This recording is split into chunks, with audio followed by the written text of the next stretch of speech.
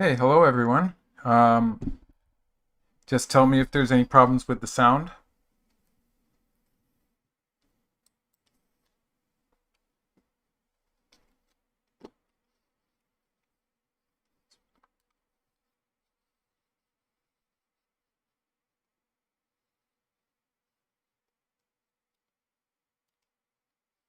Very good. So I'll start now. They're having this fight on the lower side of the board. It started with a fairly standard opening, and I think the turning point basically was how White chose to handle the right side, and maybe this was one of the ways he could do it. There were all sorts of ways that White had choices for, so that's going to be the part that's interesting for me in the commentary. Right now, White has two weak groups.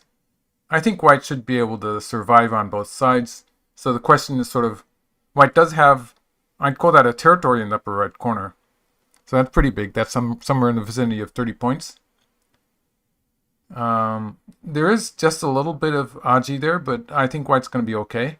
So if White has something like 30 points there, it really depends how much territory Black gets and how much of an attack on the lower side. So it's Yuting attacking again, I think, and maybe he's going to be forced to go after a group again. So the moves are coming quickly here, so I think I'll just follow the game for a little bit.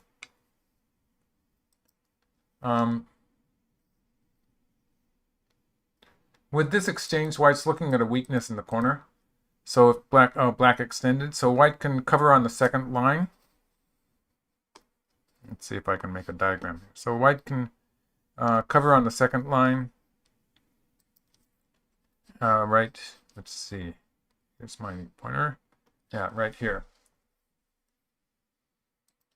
And if Black cuts, White gets to play here.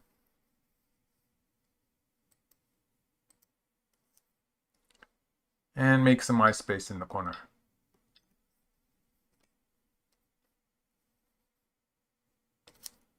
And the hanging connects. Yes.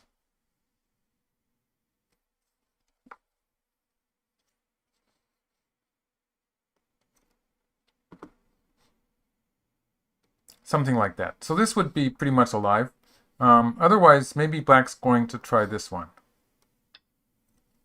So this would be a bit sharp. Let's see, I guess it works.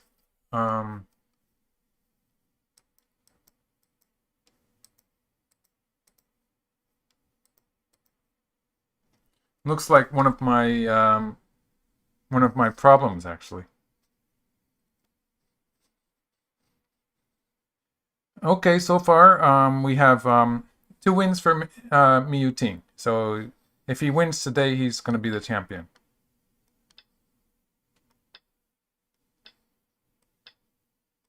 So if this worked just perfectly, it would have been one of my Tesuji problems. So the Tesuji is to play here. I forget which one it was, but I actually made a video of this kind of problem. And if Black plays here, so theoretically this is going to work. And Black cannot save the stones here, because White would just take them. So it's a shortage of liberties thing. And there's no way for Black to, if Black plays on this side, White's going to get that stone at 10. And that would be big. If Black goes straight down or something, then White's still going to throw in there. So throwing in here is the key move. So for instance, if White starts with this, it doesn't work quite so well because White's going to have to back off here.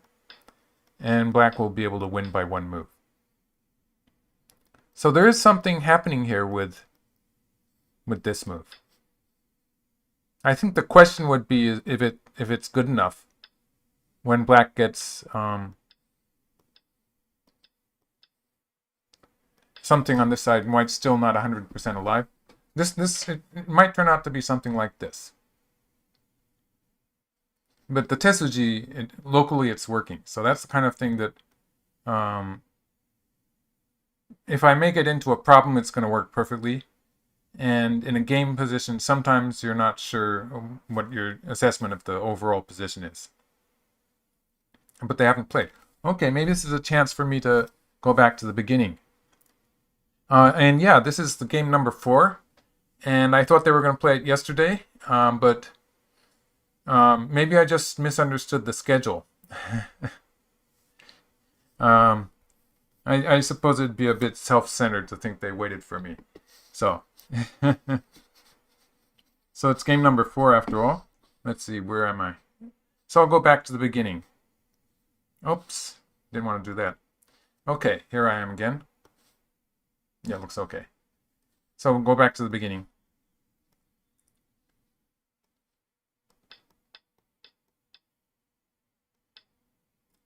So black dives into the 3 point again.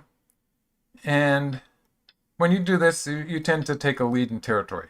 It's just the way it works.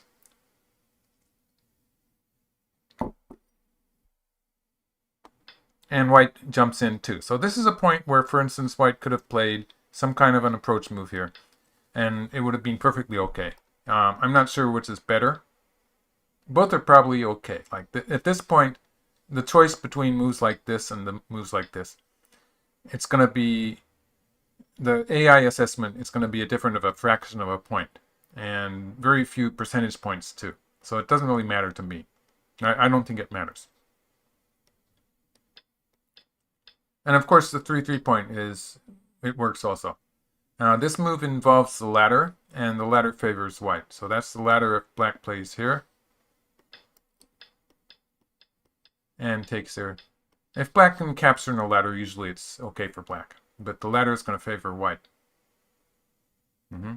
So that didn't work.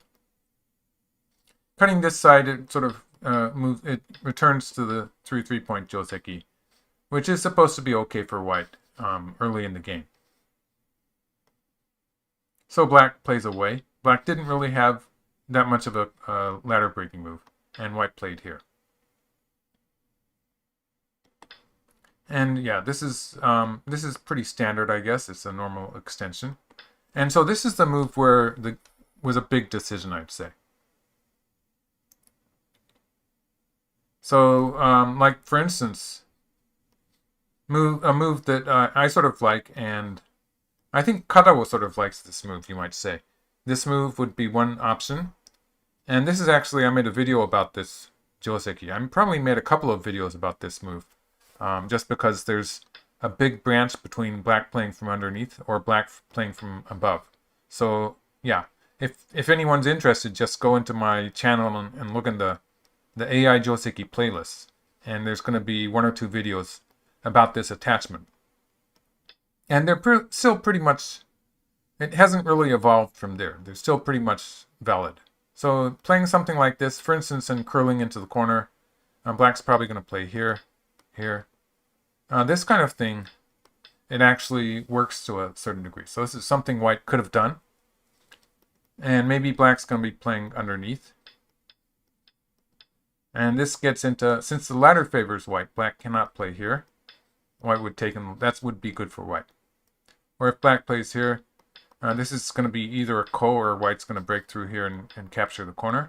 So this would be alright for white also. This would be really big, capturing the corner.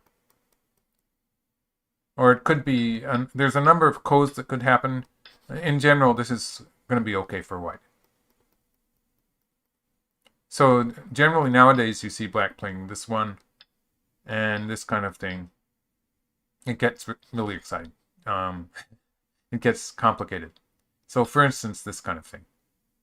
And if black connects above, white can force here. But you see, it is an area that black sort of controls. So I think it's maybe playable for white. I mean for black. It'd be a big fight anyway. If white plays something like this, oops. So if white plays something like this, then black is going to play some kind of a pincer. And so in this case, black's going to chase that white group and build on the right side to strengthen black's upper right group. So that would be okay for black. In the game move is a reasonable choice. It's one of the choices. If black answers locally, then white can play another move. I wonder where. Maybe even just here on the side. Some extension on the side. Getting 2 moves here is probably pretty good for white. So black plays here. This seems natural. And white attaches on top. I think this move seems to work also. Yeah, I believe it was in a different serve. There was someone showing this diagram, which looks reasonable. White could have played an Atari underneath and then connected. And black will cover here. And then white can push. With the Atari on top, this kind of fight would follow. But yeah, a very sharp fight. But playing at 9 here is it's a good move too. So probably playable for white too. In the game, white simply played the hanging connection, and black played down. So this is putting more pressure on black towards the lower side. For instance, if black plays on from the corner, that didn't quite work. If black plays from here, black's already in a lot of trouble when white plays here, because it's a net on top. That would be bad. Or it's just capturing these 2 stones underneath. So either way, it's bad for black.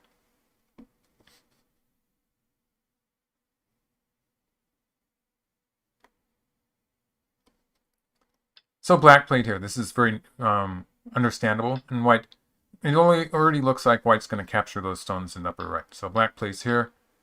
It's just because black still has an issue with capturing this stone in the ladder. So black really has to finish that off.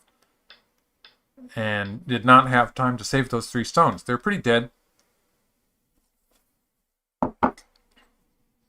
I took a quick look with the AI before the game, and it kept suggesting this move.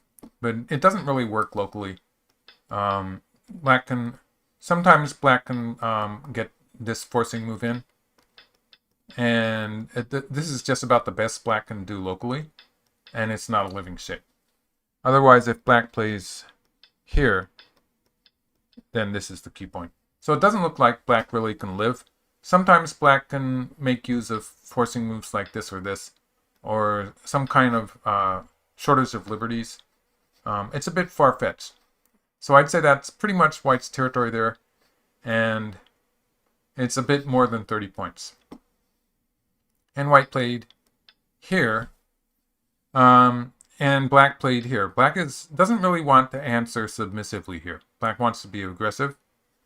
And this exchange is actually, black's trying to make it difficult for white to live on the lower side. Yeah,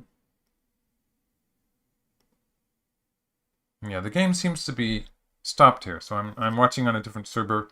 I don't see any new moves. So that's good. I'm catching up. So once white plays here and black plays here, black's trying to make it more difficult for white on the lower side. So what I'm trying to say here is that, for instance, if white had started with this move, this is kind of the standard move when your opponent is starting to make territory from a 1-space corner enclosure and has extensions on both sides. Attaching at the 3-3 point is sort of the thing you do. And it's pretty annoying. There's some trouble brewing here. For instance, if black plays down, that's a strong move. And this kind of thing happens. There's some cutting points. For instance, like this. There's some cutting points.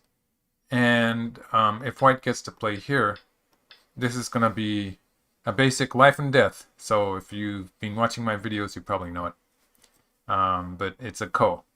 It's a ko in 2 ways, actually. So there's this ko in the corner, or black can actually make a ko with this move.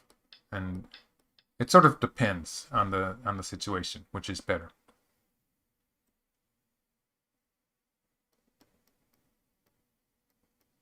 So there's some maji there. Otherwise, maybe black's going to try something different. So if white plays here and black plays here. Now this is really good for black towards the right side. So it's probably the way black should go. White's going to play here. And if black extends here, white has a living shape in the corner. So this is a kind of a standard living shape. And if black cuts in the corner. When white does stuff like this, this is an example of when it's better not to have this exchange here. If white does it without that exchange, there's some hope for this to be a forcing move.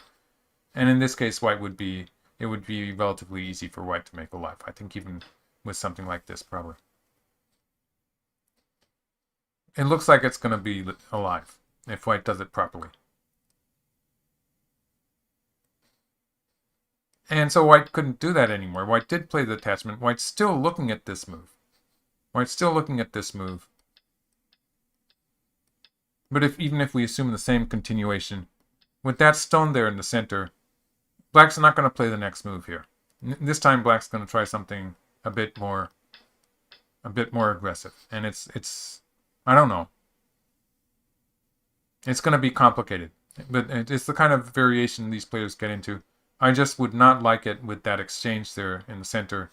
I would not like it for white. It looks inconsistent. It looks really dangerous.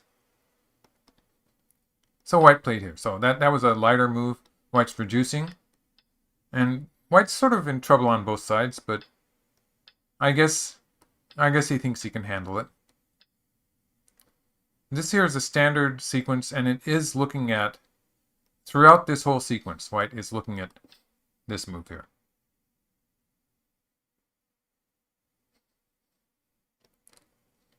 So yeah, so it's actually exactly the same variation as I was doing before. And white is looking at black's shortage of liberties. So let's see.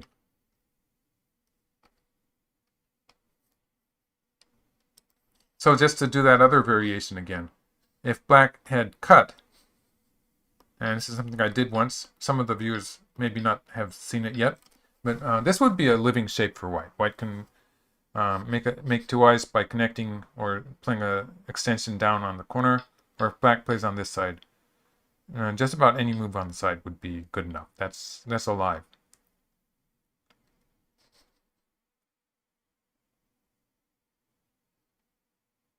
Right.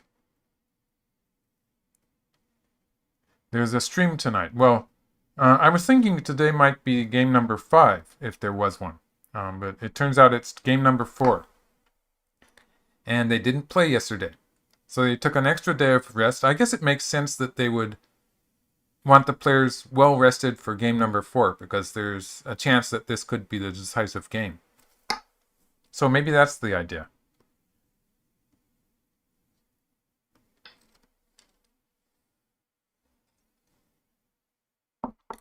So how are we? We're still at this point. I've put up. So in the center there, those two white stones are weak. There's some potential in the center with, let's see. At some point, white's going to be trying to escape with this stone, pushing one of these two directions. And if white can connect here, then this is going to be really nasty shape there. But there's some danger for black on the right side. So that's sort of a move that sort of works. Like white would be getting a big profit taking those 4 stones and could afford to lose something towards the lower side, I think. So that's something that white might be looking at. But then, of course, this would be dangerous too. This kind of thing. Just locally, it doesn't really work yet. So it's something that white might be trying to make use of. Maybe in some cases, okay, we gotta move. Maybe in some cases playing something from this side or like this, and just trying to get a forcing move. And there's always this move, which I don't know. At this timing, sometimes black will play here. So it all depends on when white does this. But there's the idea that white can be connecting up all these stones somehow towards the lower side and getting a little eye space for this weak group. So white attaches here. White's still looking at that potential in the corner. So black has a pretty troublesome lack of liberties in the corner. Let's just do that variation again. So black will probably play something on the right. It seems to make sense for black to play on the right. Either this or underneath. And white will play here.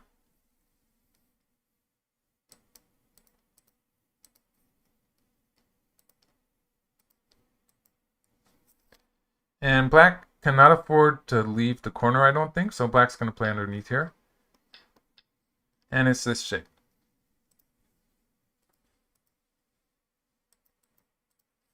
So if white plays here and just squeezes first,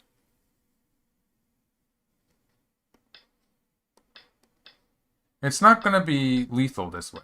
It's a one move difference here, and black wins by one move. So maybe if white plays here, black has to cut.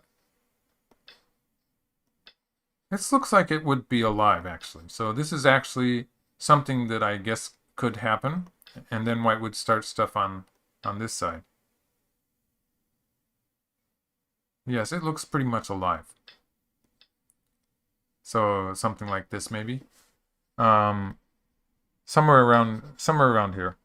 And invading the lower side too. So black would have splendid thickness towards the left side, and territory on the right side, but white would be making trouble and have the initiative towards the lower side. So in this case, white's 30 so points in the upper left would still be intact.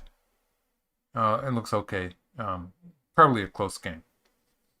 Just my snap judgment.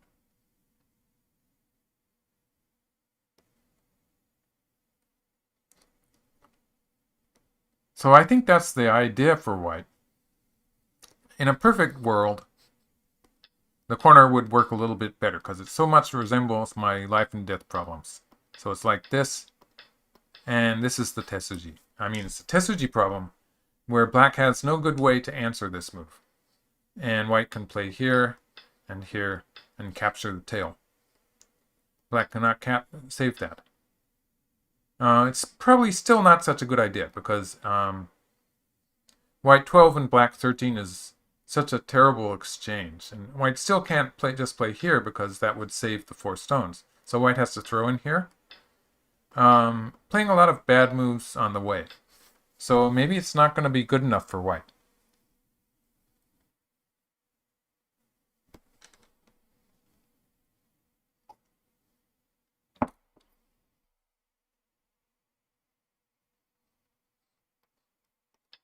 Maybe here. Like the whole group is not 100% alive yet. White would have to put 2 more moves in. Maybe something like this eventually. These players don't play like that. They make it a bit more messy, but eventually white might have to play 2 moves here. I'm not sure white's gained anything in this variation. But yeah, basically that's the idea. So I think that's what black is going to try to accomplish here.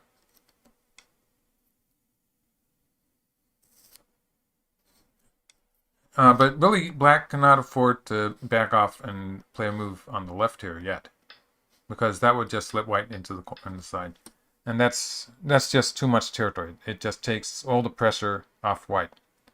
White can afford whatever happens to the center or some of those stones, like the wool on the left. Trades can be okay for white, or if black plays the simple move here, this is probably just too easy for white. So I think black has to continue surrounding the lower side and putting pressure on white. And they're both thinking about this variation, I'm sure, where white's going to connect here next. So this is kind of an important variation.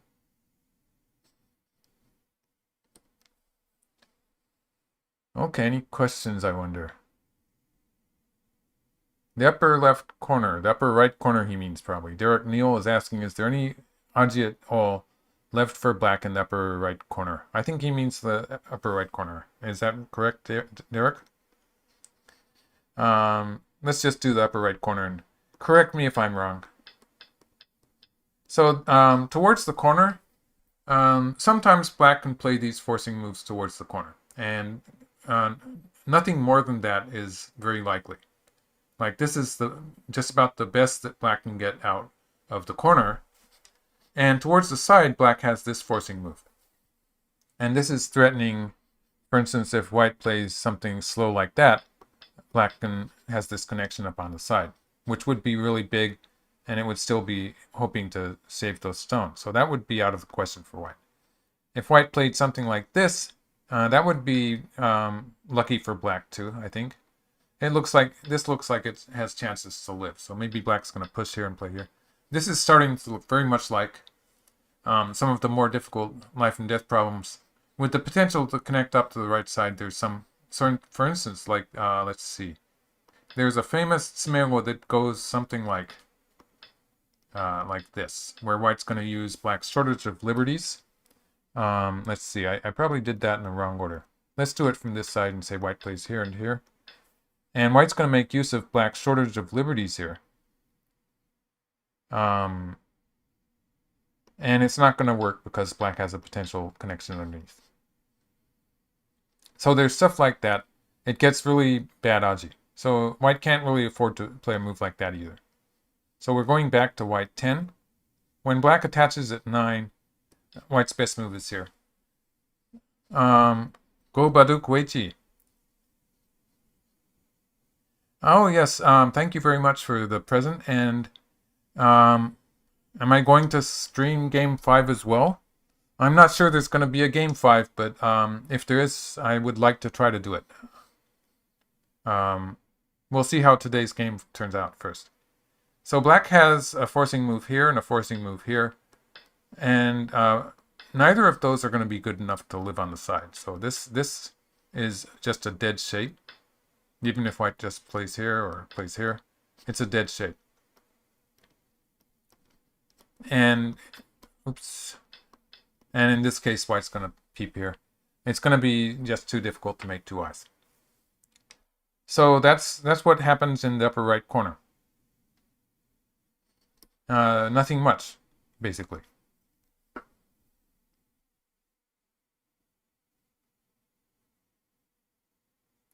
C18. C18. Okay, C18 first. Now let's do that variation. That's a good question. So if white plays, black's probably, I would play something like this. When white starts with C18, and actually that works. So black's probably going to end up playing here anyway. Or black could play here. This might be a bit more tenacious. And so the idea is that white can play here. And if black plays here, white gets to capture these 3 stones. That's a very good suggestion there. Or if black, well, black can't afford to play on this side because that would lose the corner. So black has to answer towards the corner. And if black played here, it would just revert to the same thing. So maybe black's thinking of doing it this way. And white would probably play here anyway. A bit more pressure on the white group. Just a little bit more.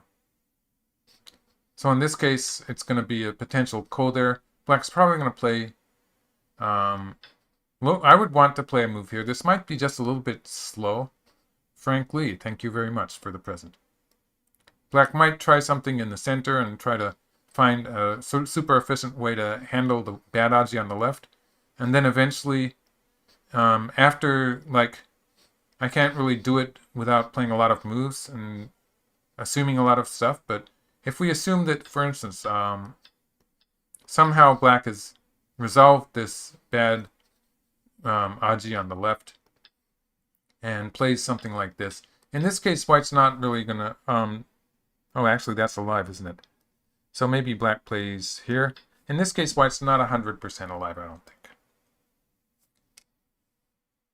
So it could get a bit dangerous for white if black gets some extra reinforcements, such as 11 and 13 in the immediate area. So that's when we compare it to the variation where black cuts on the third line. And this variation is pretty just completely alive, basically. When black plays here, it's a white tempo, so white gets to play an extra move here. And the difference is that when black is played underneath, and white plays here, this move is a bit annoying, because if white plays on this side, it's an Atari again, and even just the fact that black's gaining a lot of territory here is very annoying. And playing here would be a bit, it's probably alive, but it would be painful. And so, yeah, so there is some danger after black fixes the shape on the outside. Otherwise, if white plays here, for some reason I'm sort of doubtful about this move. I don't think it's, I think it's a bit dangerous when black does stuff like that. Um, yeah, I'm just a little bit doubtful about that move. So back to the game. They haven't played. Okay. Thank you, frankly. Yes.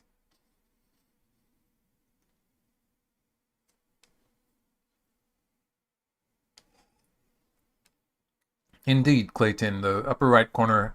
Black has plenty of coteres there. And they're pretty big. Like they're over 20 points. So there's a good chance that they will be useful. It really depends on the size of the ko, of course.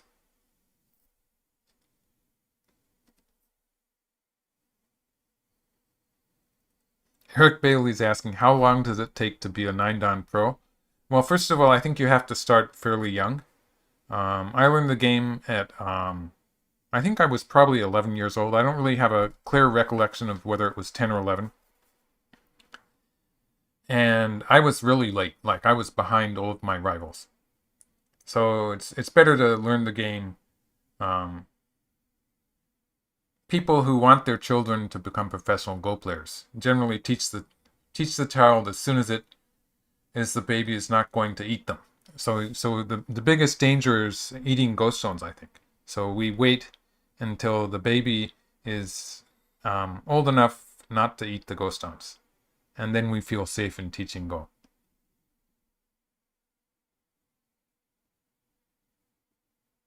So I was late, and I was something like 18 when I became a pro, and then I think it took me about 20 years, and I was fast.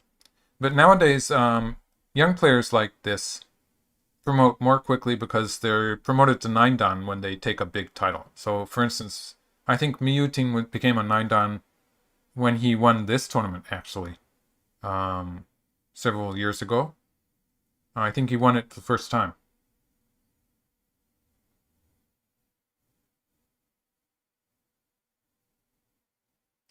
And so younger players in Japan also they take a minor title. I think that makes them 7-dan, or they challenge one of the top 3 titles and they become an 8-dan or something like that. If they stay holding a minor title for a few years, they probably promote to 8-dan too. And then if they take something like Meijin or Kisei or Hoimbo, that player is going to promote to 9-dan. So that's the kind of system we have. And the promotion system that depends on the number of games won in tournaments. It just takes hundreds of games to promote, hundreds and hundreds of games. Like from 8-dan to 9-dan, it takes something like 220 games or something like that. So it takes forever, basically. And that would be more like 7 to 8-dan is a lot of games too. It's less in the lower ranks, but it takes a huge amount of time to promote from 1 to 9-dan. So the younger players tend to do it in a different way. They tend to promote by being the best player in that year, for their rank. That's one way you can promote to the next rank. Or they can promote to the next rank by, let's see, by the top prize money for the year, or if they do well in some tournament. Derek Neal, I think I passed 600 already. 600 tournament wins. I sort of doubt that would get me to 9-dan even, because like you start with 1 to 2-dan being a few dozen wins gets you there, but then 2-dan to 3-dan is more than that, and 3-dan to 4-dan is more than that. It gradually, the number of wins you have to get from a given dan to the next one, it gets bigger and bigger as you go up. Eliminating the OTI. The OTI was a wonderful... Rick Rubenstein is asking about the OTI. That was the ranking tournament with which we promoted. And that's the tournament that I promoted to 9-dan with. That's why it didn't take me something like 1,000 wins. And it was a great tournament. It was a very good system that had been going on for hundreds of years. It was based on the system that the first professionals in Japan used something like 400 years ago. And it was very logical. The problem was that, well, it originally had a sponsor. It didn't have a sponsor when I was playing in it. And so that was one problem. Just paying for the maintenance and upkeep of the tournament. They didn't have the money for that. So that was some problem. And there was also the fact that since there was no prize money and losing did not reduce your rank, it was relatively easy for the ambitious players to move up in ranks, because some players were not taking it that serious, because it was basically, if they were not promoting, it wasn't worth it. And so there were some problems with the system. That's why we're sort of burdened with a whole bunch of 9-dans in Japan, a sort of surplus of 9-dans because of that system, which was, towards the end, there were some problems with it. So they changed to a system where you had to win in the sponsored tournaments a certain number of games, and it's a huge amount of games if you want to go all the way from Shodan to 9-dan. So nowadays, very few players are going to go all that way just on accumulated wins. They generally make some of the ranks by doing something special that year. So they could be the best player for their rank that year in some way, or they could get into a round-robin league, which would jump them up to something like 7-dan. And yes, in CJYL116 is saying in China, a player can be directed, promoted to 9-dan with one big title. And it's like that in Japan now, too. So the young players that you hear about, well, some of them are not so young anymore compared to the players here. But players like Iyama, Ichiriki, the players who are showing up in the international tournaments, pretty safe to say that anyone you've heard of has become a 9-dan or whatever dan they are by jumping up to it in a special manner. So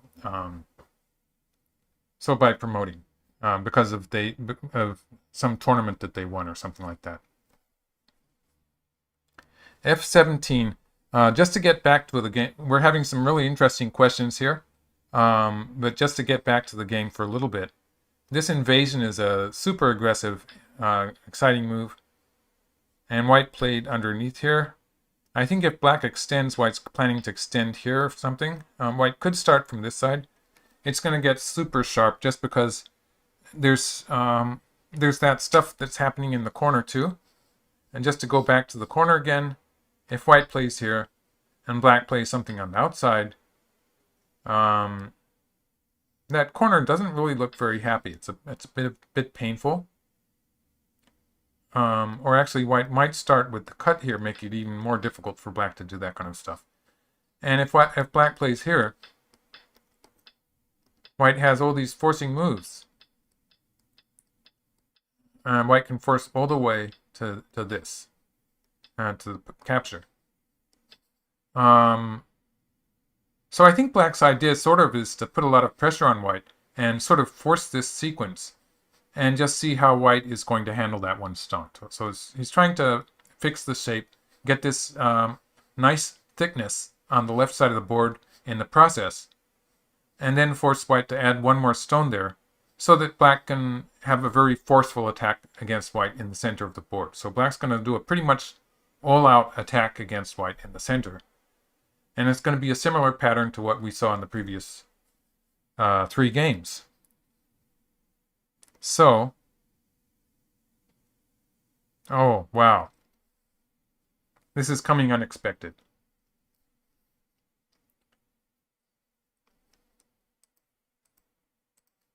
So this is pretty wild way for black to play. I think there's still some bad aji in the corner.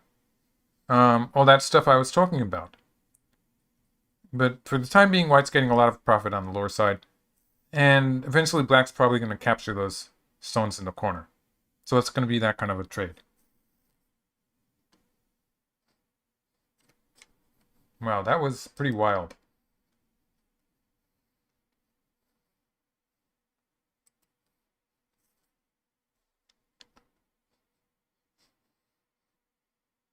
Okay, so yeah, if white wins here, then it's going to be another game number 5. I think if black plays another move, something like this, it's probably dead. That corner is probably dead. For instance, let's see. Let's have white play this one. Now, if black plays here, this is going to be okay for white.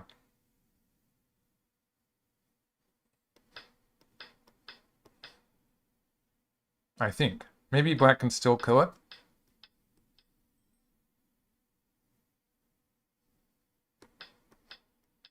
This looks a bit tricky. This would bring back the dodgy on this side. It's going to be a ko at least. It's sort of tricky. Maybe it's not working so easily for white.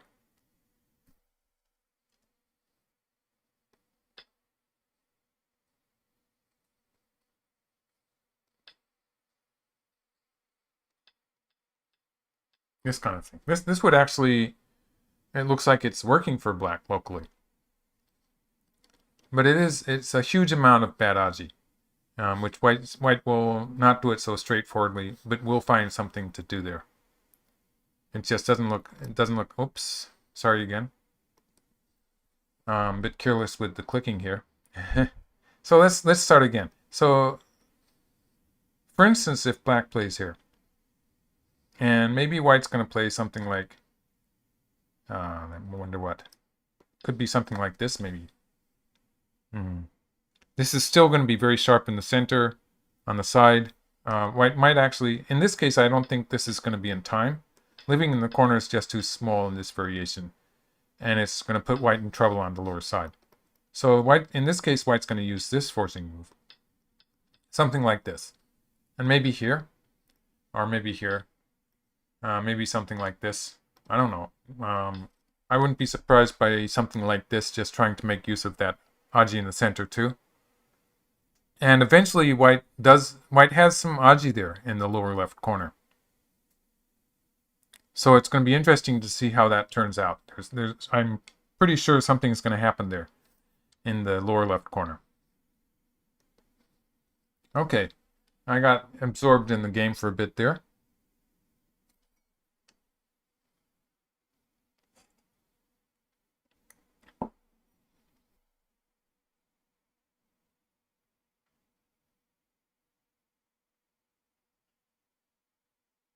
Derek Stanier, the term sharp, is asking about the term sharp. When I'm using it, I generally mean that it's just very dangerous for both players, and I wouldn't be surprised to see something die usually. So when I say it, just interpret it that way. I might be using it in an unusual way, I suppose. Yes, yes. I like the way Derek Neal defined it. So it requires a sequence of precise moves with a lot of opportunity to go wrong, usually for both sides. Yes, that's very good. A very good definition.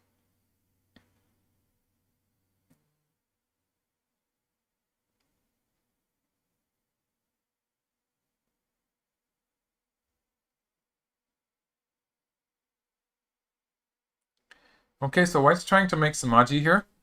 Let's see what happens with this. So black would like to be able to cover on the left. White's going to cut here. Black can play this forcing move. But black does have a lot to do here. I wonder what black's going to try. And this is just not working for black.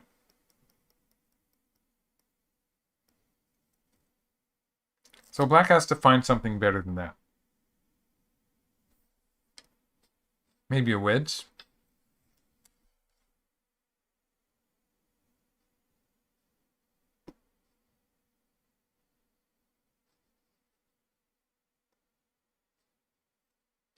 I don't really see what black is trying to do here. It looks very difficult.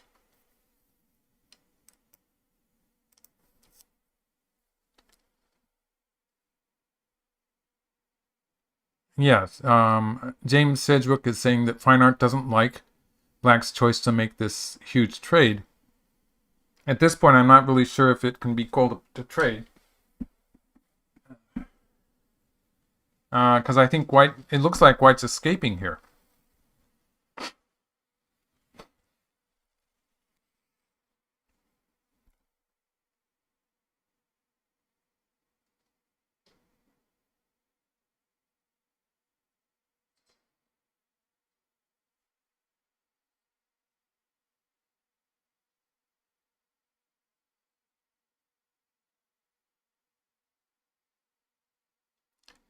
Um, okay. Darren Bias is asking, did Black need to fish for an especially good result here, given the large upper right area for White?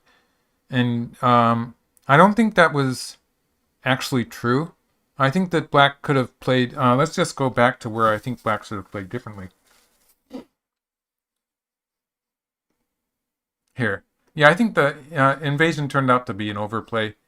It came unexpected, but it didn't really work very well. So I'm going to say that Black should have just played like this.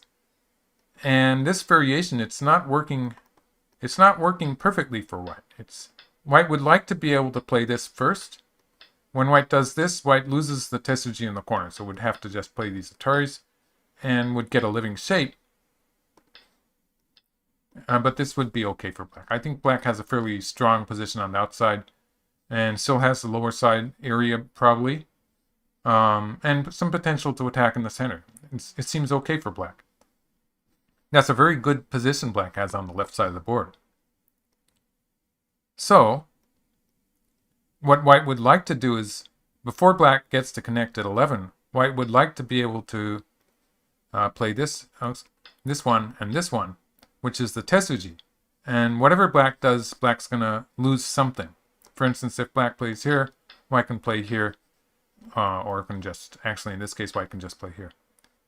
And capture those stones. If Black plays here, it's the same thing. White will throw in once and then play here. And Black doesn't have time to save those 4 stones. What Black will actually do is cut here. And I'm not so... Oh, sorry. And White has to throw in here and here. So I'm not so sure about this variation, in which Black is getting a lot back. And yeah, something like this would happen. Black would spend 2 moves on the outside somehow, and White would not be 100% alive yet. So at this stage, White is alive just because White's going to be able to run out on the second line. So it's sort of painful for White. And the center group is still weak. Black's getting some territory back on the lower side. So that's okay for Black. Even though White captured 4 stones, played the Tesuji, I think that's probably okay for Black.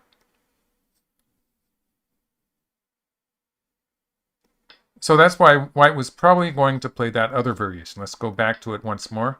I think White's just going to play... not sure about the order of moves, but White's going to end up playing this one to get a live shape. So Black should have gone with this one. White has Sente. Maybe White's going to make some trouble in center.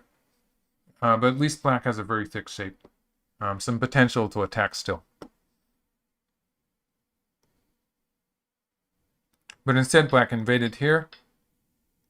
Wow. Very unexpected.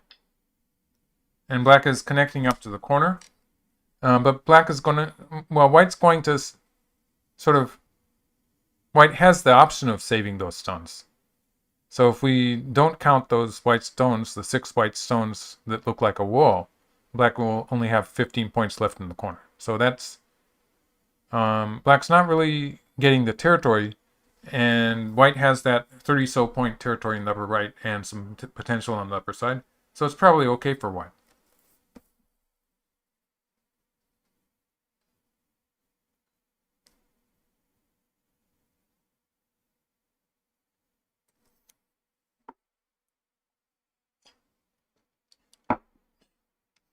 So what White is doing here, I think if Black pushes through, White's idea is to pull back here, and White, with this move, White has, for the time being, a connected shape. So I think that's what the idea of that marked white stone is. And we can see in this variation, White's putting pressure on Black.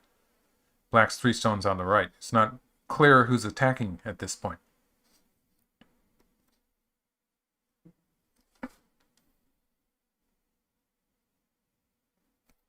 And if Black plays from this side,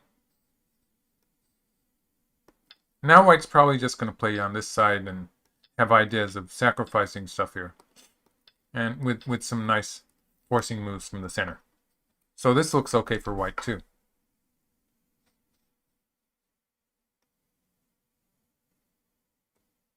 So here we are in the game.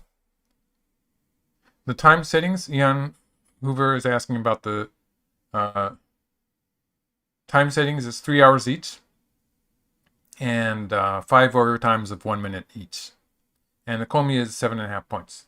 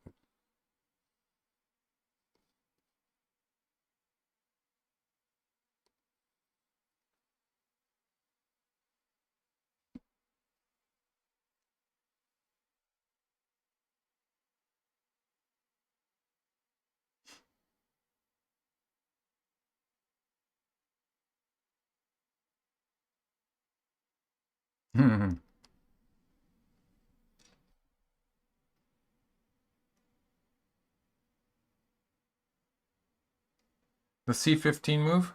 Okay. Philippe Coco is asking, can I help understand why the C15 move? Well, there are reasons for it. It's not as if it's without any reason at all. Let's see.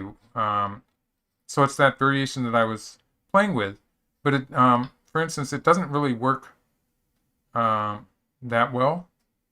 Let's just try it again. So say black plays something like this. If white plays here, even this variation, I'm not sure it's going to be alive. So this would be locally, it would not be alive. But white would have the wedge here.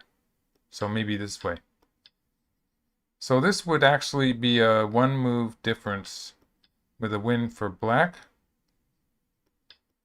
But it would be a bit ugly on this side. So white would be getting something in the center back.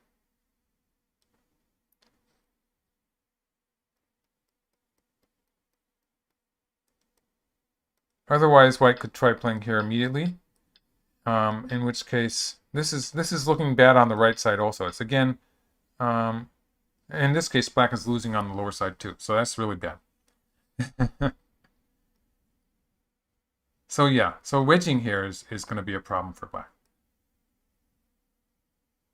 So again, black can win by playing here. Black has a 1 move advantage. It looks like it's dead, yeah. But this side, it's going to be a bit painful for black with the potential squeeze there. Black's probably going to lose these 3 stones on the right. So there is some stuff that white has there. Just going back a few moves. There's also the variation where white connects here.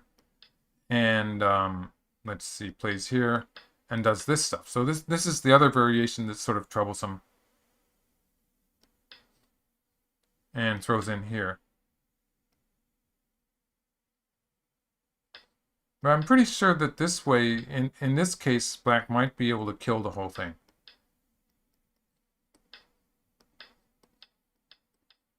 Yeah, I think in this case, black might be able to kill the whole thing. So white's going to go with this variation. In which case, if black plays here, then white gets the 3 stones. This looks a bit more troublesome for black.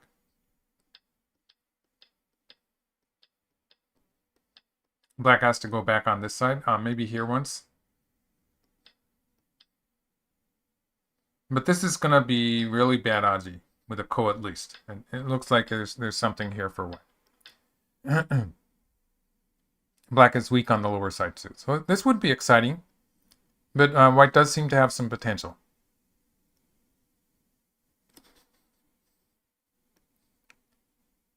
Yes, who was it who asked that question?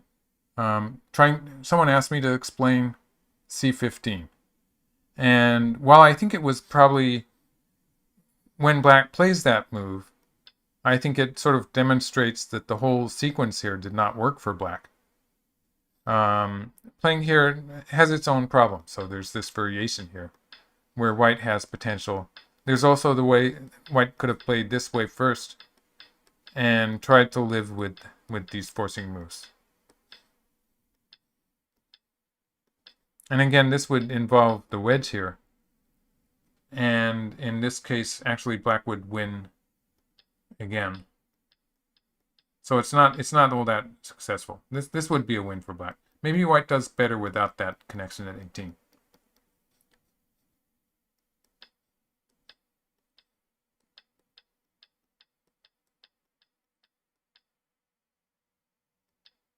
In this case, white would be one move ahead because black has no way to fill liberties. And so white would win this one. So that would be a win for white. So yeah, white does have something there. So let's see, what is the correct variation, I wonder? So black plays here, white plays here, and here.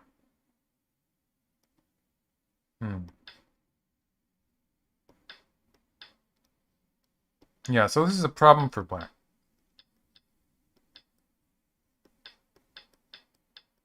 So this is already bad for black when white plays here. So that didn't work. It means that black will have to find us. Moves like this have their own problem. I mean, moves like this have their own problems with white being able to open a hole there at some point. So it's a problem. A guy in the chat.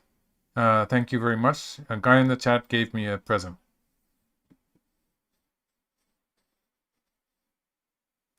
So that's my explanation of why he might have played c5 here.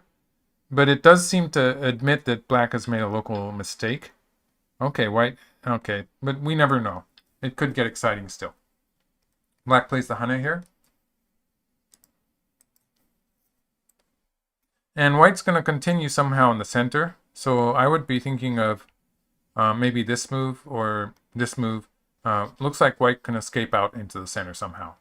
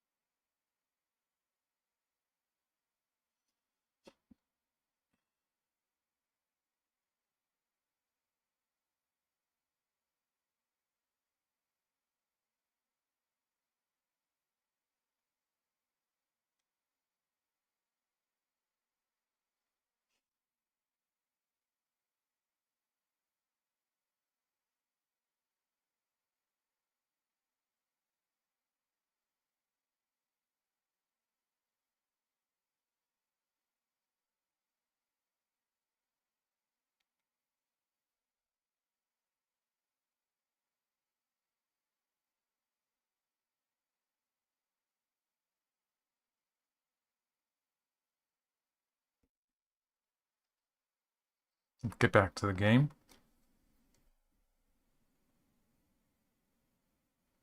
c6. How do I time when to play the corner with a move something like c6? After all this, fighting on the lower side calms down, basically. So that's Derek Neal asking about when to play, when to add a stone, for instance, to the upper left corner. And so basically, there's a point where as you get stronger at this game, you just sort of sit up and look at the whole board because you don't find any good local move left. So when the local fight sort of cools down a little bit, so he played my move. And if black pushes through, white can capture 2 stones in the center. So that's the idea with this move.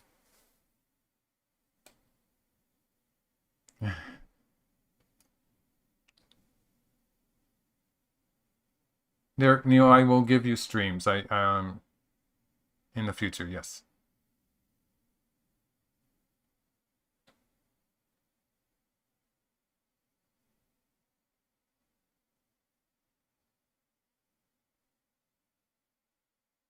Okay, when black pushes through, I'm expecting white to push through on the fourth line here. So it's going to look like, oops. So it's going to look like this. Black's probably going to push through here. And that's a Ko-like situation. White might just be sacrificing these stones on the left. Maybe something like that.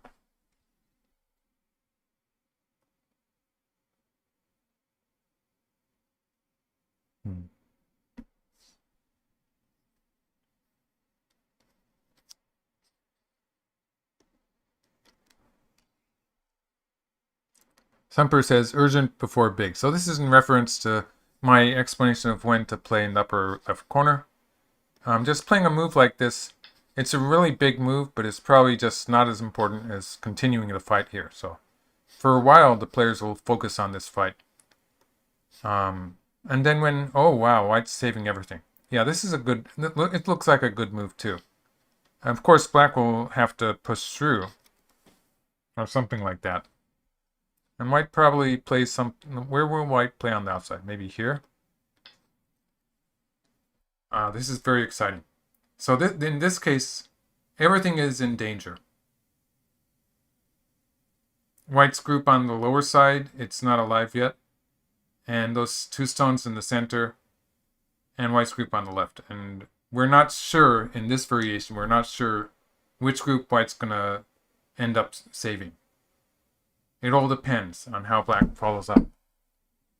White's actually pretty flexible here. White can get profit either way. Even if white ends up sacrificing the lower side, there are ways that this could work for white. He didn't want to give up anything. So the shape move, the good shape move would have been to play here, but this would involve giving up those 6 stones on the left. So it's, you could say it's greedy, but it's a very powerful move there. Black connected. So compared to pushing through here, connecting here, pushing through is the safer move. It's pretty much connected up. Although white can capture here at some point, there is the fact that this creates a wedge in white's shape too. So, but that's probably what he didn't like. So when he plays the game move, white can still connect on the second line, and black is not connected. But of course, white has some problems too. That said, I would sort of want to connect here on the second line. It looks, black is cut up too, so it has some potential.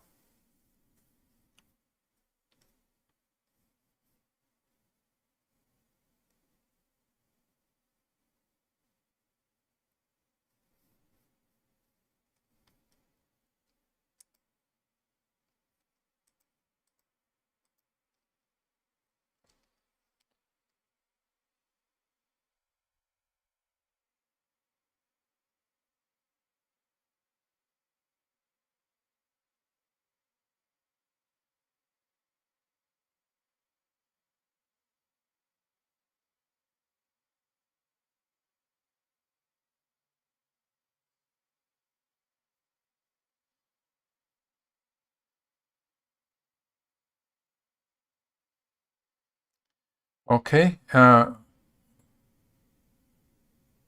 Sebastian Lechasser, Juan Sebastian, maybe? Why F15 instead of F14? That's a good question. Okay, so that we're talking about the white move here, where white connected, and why not here? So that's actually a difficult choice, but you have to realize that usually, well, let's just do it this way. So in this shape, where when black is at some point going to connect there, it doesn't really happen immediately. But for instance, in this variation, when black connects here, white is in a shortage of liberties. So white ends up having to play a move here because of that. And so there is that shortage of liberties that's just sort of implied in the shape there. Whereas in the game, white has less of a shortage of liberties, but will eventually have to worry about that wedge at G14. So both moves have a weakness there. And it's basically a choice of which weakness you want to take. So it's hard to say offhand.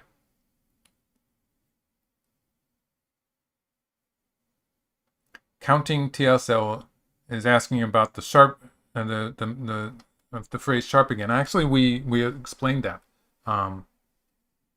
Derek Neal had a very good definition of sharp.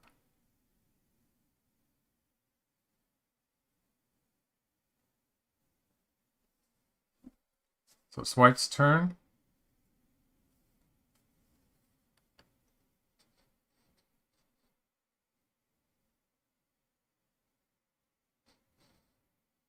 White's gonna. I would want to connect on the second line. It's a very important move. For the time being, it's cutting black off, and black has to choose whether to connect on the fourth line or the third line. Let's just make two variations for that. So if black plays here, then already black's losing these 5 stones on the lower side, or white gets to connect up to the center if black plays here. And probably even start with stuff like this. So this is just not working for black. So in this case, white's still weak on the left there, but white's group on the lower side now can live at any point by capturing the one black stone on the second line. So that's probably okay for white.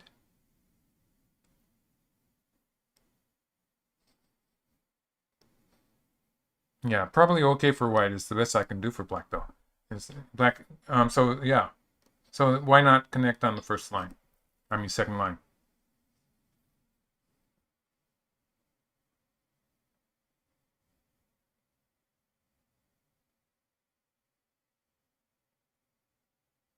So basically I agree with Redroisi, and that it's hard to understand what white's thinking about.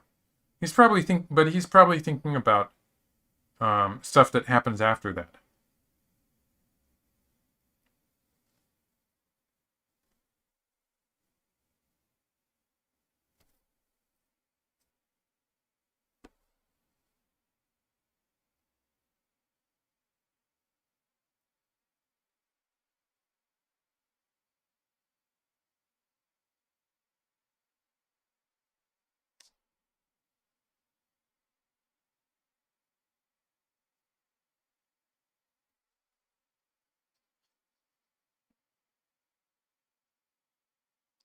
So I'll just go through that variation once more.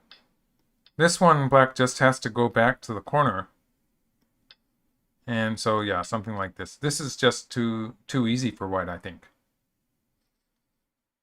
So black's probably going to go the other way.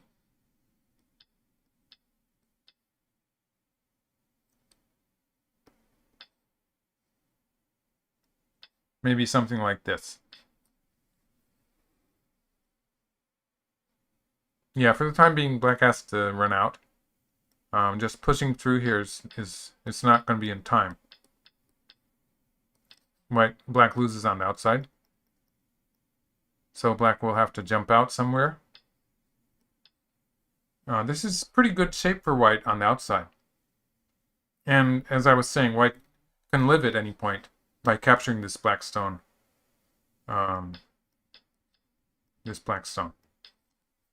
So that's easy enough.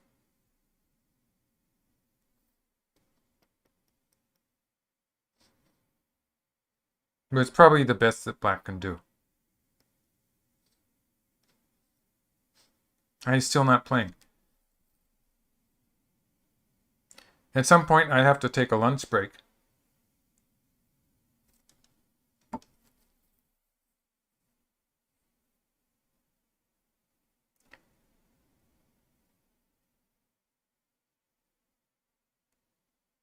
We're almost 2 hours into the stream. I didn't notice that.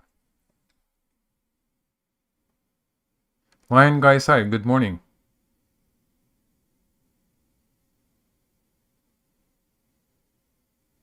Okay, Derek Neal asks a good question again. As a pro, do you practice time management, and how do you train it, if so? And I think, yes, I do practice time management. I think generally when I was a young player, I didn't do that so much, and I just used as much time as I could concentrate. And I would run out of time sometimes. And early in my professional career, I did have some issues with the endgame too. And so it was really a bad combination, and that was giving me some issues with winning games.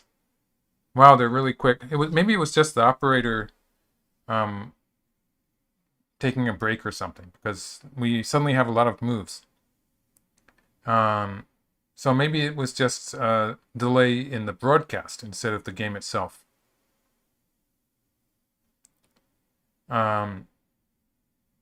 So yeah, and then people just play a lot of games on the net.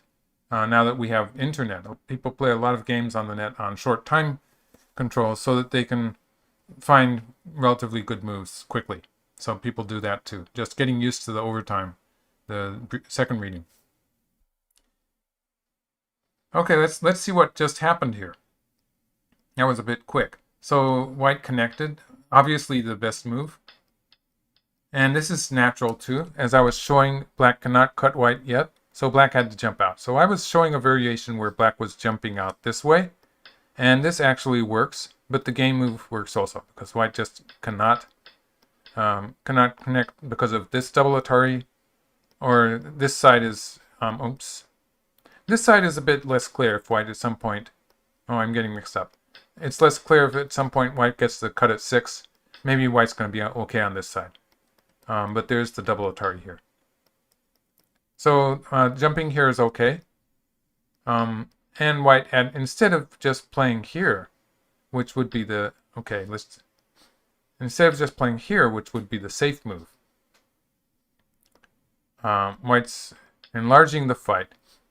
And black will be looking at the wedge here at some point. So this is what black wants to set up. And black has to be careful because of the lack of liberties on this side. So for the time being, black still cannot cut white off because of the shortage of liberties on this side. And since when white starts this fight extending in the center, white's going to be ready to sacrifice the 5 stones on the lower side. So if black does something like this, trying to get rid of the shortage of liberties, and then starting to look at stuff like this, there's a good chance that white will just ignore that and play something on the outside, getting a good position towards the center. So that's what the idea with this is. Black's still pushing a few times in the center. Okay, what's happening on the lower side, I don't think it's actually going to work for white. But it might sort of, it connects up to stuff that's happening on the left side. This is going to be exciting. So instead of just extending here, which would be the normal move, extending something like this, oops, this way, and black would probably play here, and then the fight in the center of the board would continue. Instead of doing that, white's trying to set up something in the corner. Black obviously does not want to just capture the 1 stone.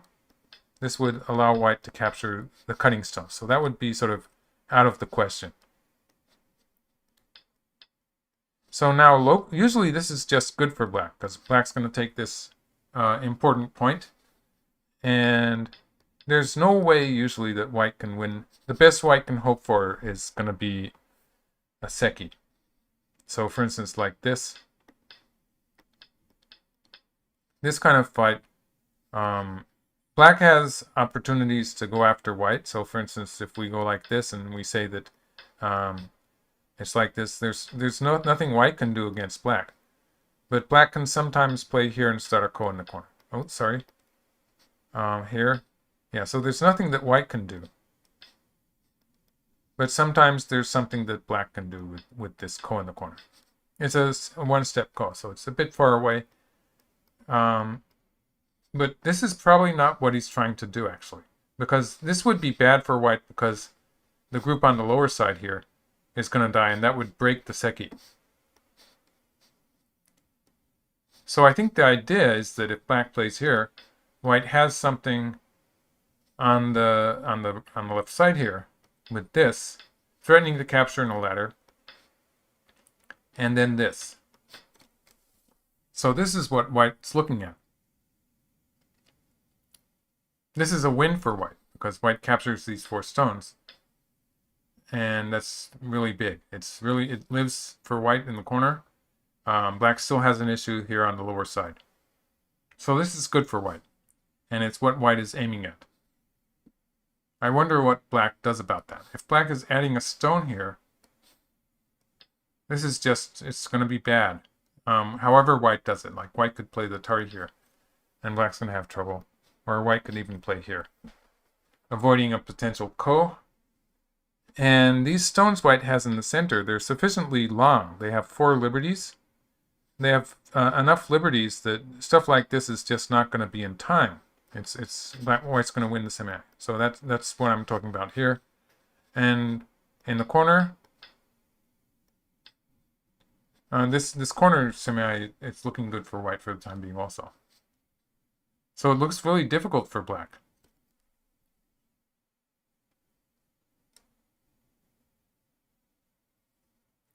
Coas is asking, have I been a judge in matches? Actually, that's what was happening this time when I thought I was going to miss game number 4.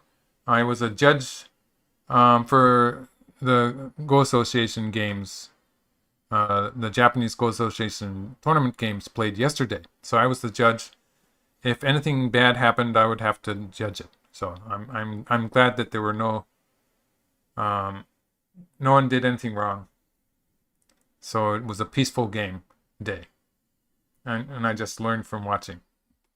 But since I thought the fourth game was yesterday, that's why I was saying I couldn't do it, because I had judge duty yesterday.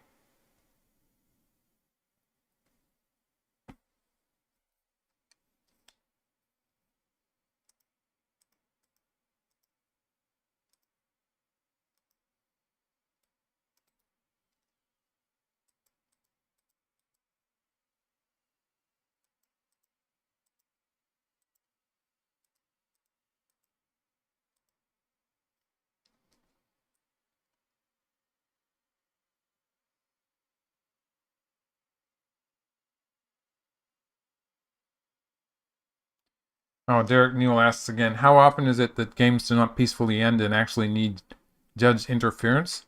That's pretty rare. There are some isolated cases where, for instance, people do something that is not according to the rules, usually by mistake. And they have to lose by forfeit. And naturally that would get someone a bit upset. And sometimes, theoretically, people try to talk their way out of it. It hasn't happened to me as a referee, actually. Not in a tournament, a professional tournament, that is. So it's more trouble being a referee for an amateur tournament, actually. There's people who get upset and stuff. There was a game where there was a triple ko, and I was the referee, and they had to replay the game. And it was between Yamashita Keigo and the other player was Konorin. Those are both big names that you probably know. And they although it was a triple ko, it wasn't something that got the players emotional or anything. They were very calm about it, and they just played another game. So it was no problem.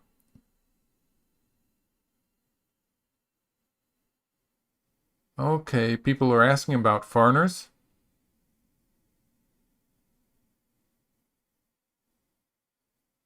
Foreigners studying as Insei. I'm not sure. I think it's a bit difficult time to be studying in a foreign country right now with the COVID virus. I think most of them just went home.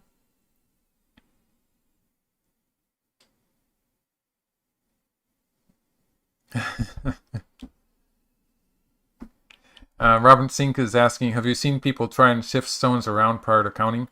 Right, and Derek Neal is right in saying pros don't do that much, basically because we don't actually have to count, especially towards the top of professional ranks. We don't have to actually count the game in order to know who's winning. So doing something like that would just be it would cause a recount sometimes. There are cases where people do not accept the score, in which case they could do a recount. And so it wouldn't accomplish anything. Okay, Go Baduk Weichi is saying that they're answering that question about foreigners, saying there's a Finnish person and a Malaysian and Indonesian, and they all made pros, right? So they're that's true. So some of those people are living in Japan right now.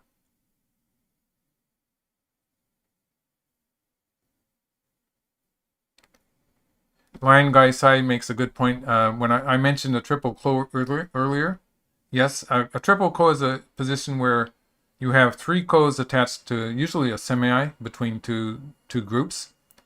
And so if the player is willing to sacrifice his group, then he does not have to continue playing the triple ko. I think strictly speaking, if you repeat it a certain number of times, I think it's 3 times, then it automatically becomes a ko. But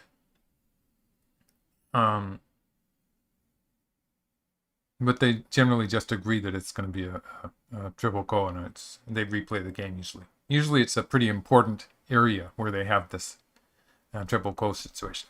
So we're going into that variation. I didn't actually mention the variation that's probably going to happen in the game, because when white cuts here and black plays here, I just realized that actually white's not just going to take the 4 stones here, which would be good enough. This would be good enough. White can actually go after the whole thing, though. And this would still be a race to capture in the corner, but it would be really painful for black. Like something like this might happen, and it's still going to be a bit of a headache for black in the corner. And white's going to extend here. All sorts of bad things are happening to black in this variation.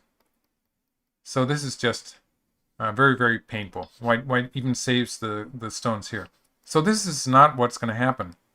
When white cuts here, black has to curl around underneath. So something like this. Maybe black would play an Atari here, or maybe white would extend here and black would curl. So something like this is going to happen. Those 2 white stones in the corner, they are not dead yet. Derek Neal asks, do the players get a lunch break? They do not get a lunch break. But I'm sort of hoping I do. So what time is it? It's almost 1 o'clock. I'll just finish the explanation here. And in this tournament, the game starts at, in China, I think it was 10 o'clock. And because of the time difference, for me, it was 11 o'clock in the morning. So they had a late start, and they're going to play to the end of the game. They do not get a lunch break. In most tournaments in Japan, they start at 10 o'clock, and they have a short lunch break. That's 45 minutes. And with the COVID virus, people are not allowed to... Well, actually, it's the fact that people can... computer programs and even now iOS, so your phone, your cell phone is stronger than you are, basically, if it's an iOS smartphone. So because of the fact that people could easily cheat using phones, they're not allowed to have electronic devices, but they're not allowed to leave the building either. So they have to stay in the building. And personally, I don't really see the point in having a lunch break anymore. I think people should just be... they could have a room where they could go to eat lunch in their...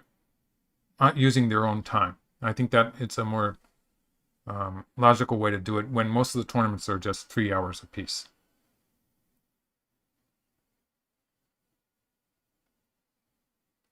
There is an iOS Go AI app. Even if you don't have... Well, of course, if you have internet, then there's all sorts of places on the internet where you would be able to get... let's see what the game is doing. Let's just get back to the game board. We're still at this point for white. White's going to play the cut anyway. I don't see anything else white's going to do. So there's an app on iOS. There's a number of apps I think you can choose from, which probably don't even use the internet, some of them.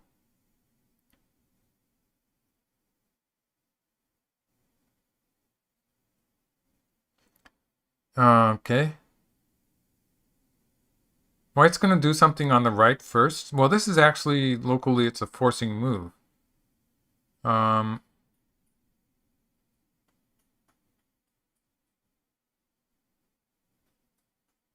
It's okay for the time being. But I was thinking on the lines that white might be planning on sacrificing these stones on the lower side. Looks like white's going to try to save everything. But whatever white does, it looks dangerous. It looks bad for black. Mm-hmm. Yeah, that's all you need. Google glasses, internet connection, and you would quickly be kicked out of the professional scene as soon as people caught on with that.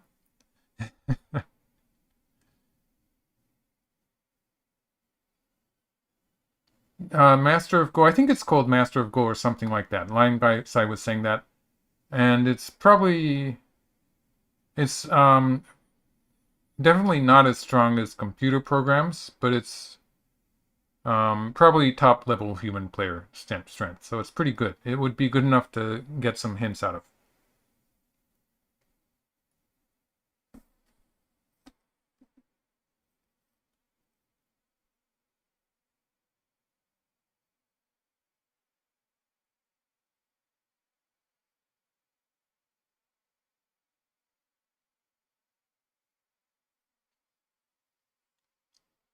Yeah, so they're getting into some complications here on the lower side. The corner, potentially it could be a Seki, but I think it's just so much easier for white just to at some point go after this one stone. I mean, black's gonna have to play something to save these stones here, and white can go after that one stone there. So that's really important. I think it's important for white to take this one stone, and then whatever happens, it's going to be good for white. So that's my take on the situation. And I would like to take a break here. I'll be back. I'll say I'll be back in 30 minutes, and I'll do my best to keep that promise. So thank you everyone for being here. I realize it's been a few late nights for everyone, um, but these are really top-notch players, and they're fighting for world champions. So it's really important for me, and I'm enjoying doing the live streams for these games. And I will be back in about half an hour. So thank you, everyone, and goodbye for now.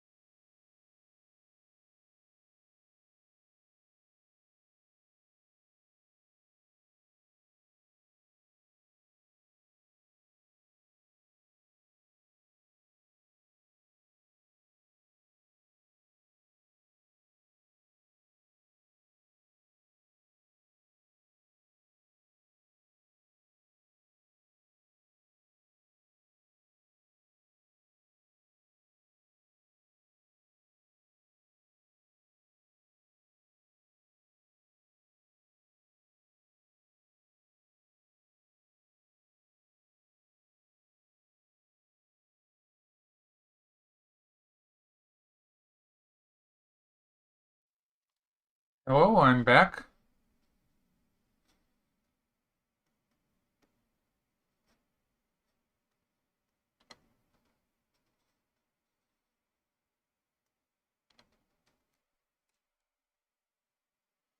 Okay, so how are we doing?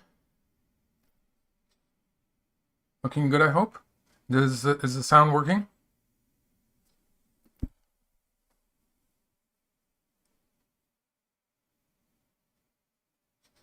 Thank you.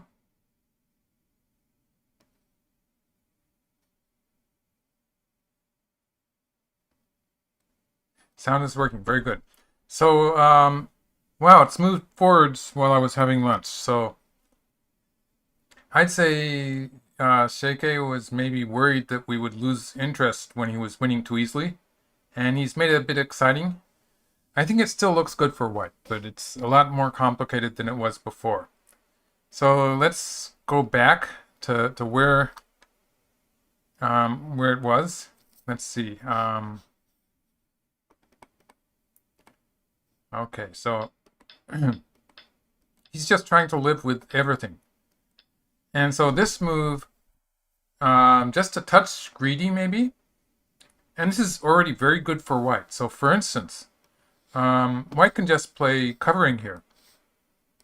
And this is going to be forcing.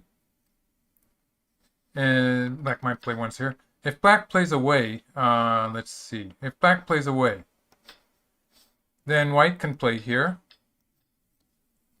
And locally, if we call it this position, which is actually, it's not going to happen, but if we call it this position, white has 3 liberties and black has 3 liberties.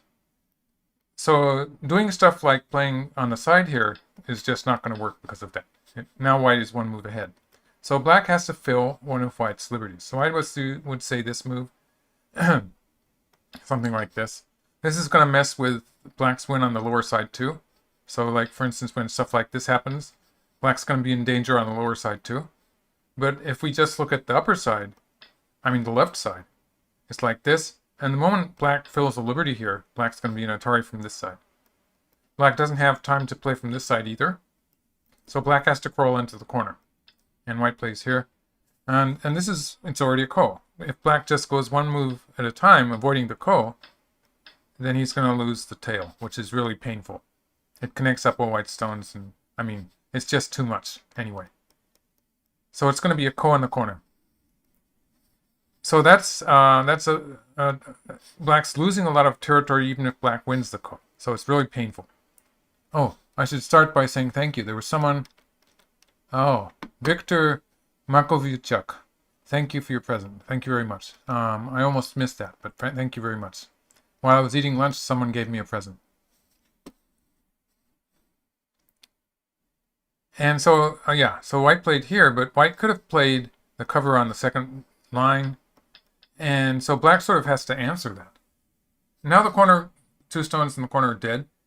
White has all these ways to make use of this dead shape on the lower side. At some point, white can play this move if white wants to. The idea with this move was that if white can bump against here, and white can cover here, this is threatening a ko on the side, and stuff like this. So basically, white's setting up this sequence where white can live on the lower side, just using that as a forcing move. So at some point, white can get this exchange. So it's not a big deal. It's just something that white can do. This is really bad for black.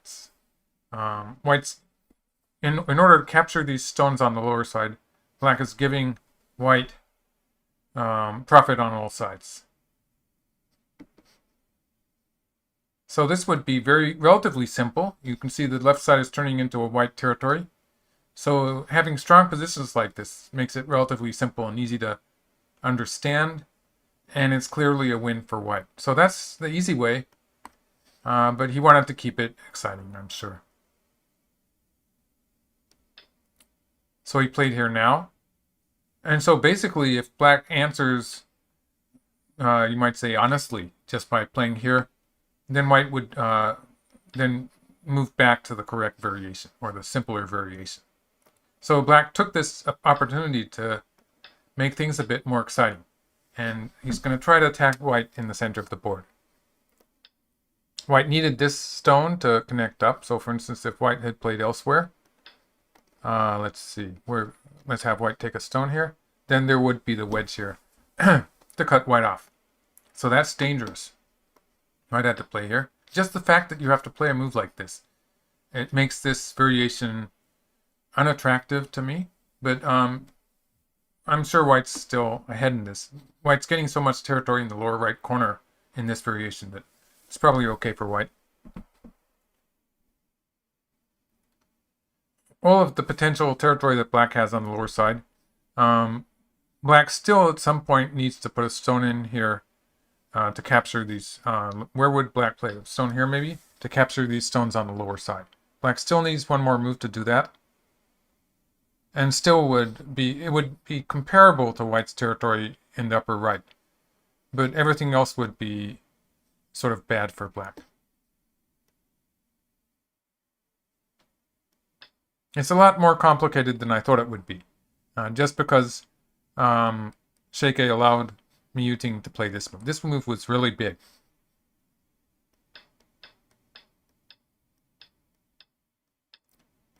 And so white is trying to escape and also thinking of counterattacking.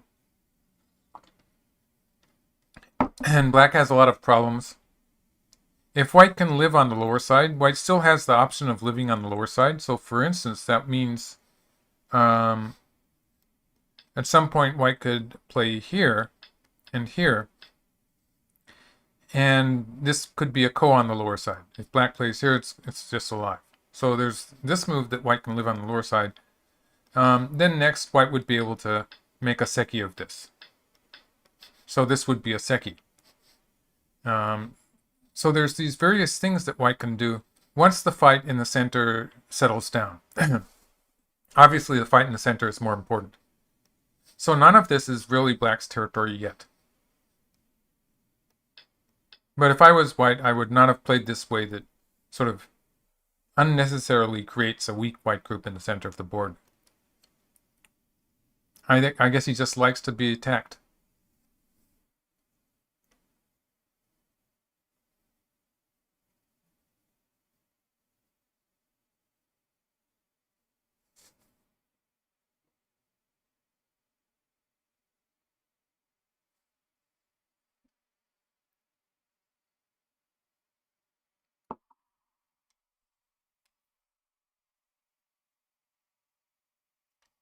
So the Dawn Slayer is talking about a ko on the bottom side. I think what I was just saying is probably answers the implied question there. Quest, thank you.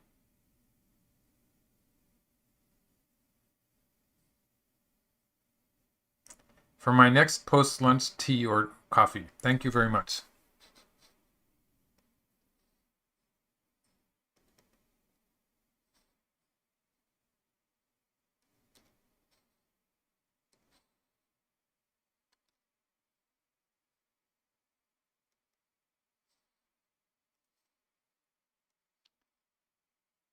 Yes, very good.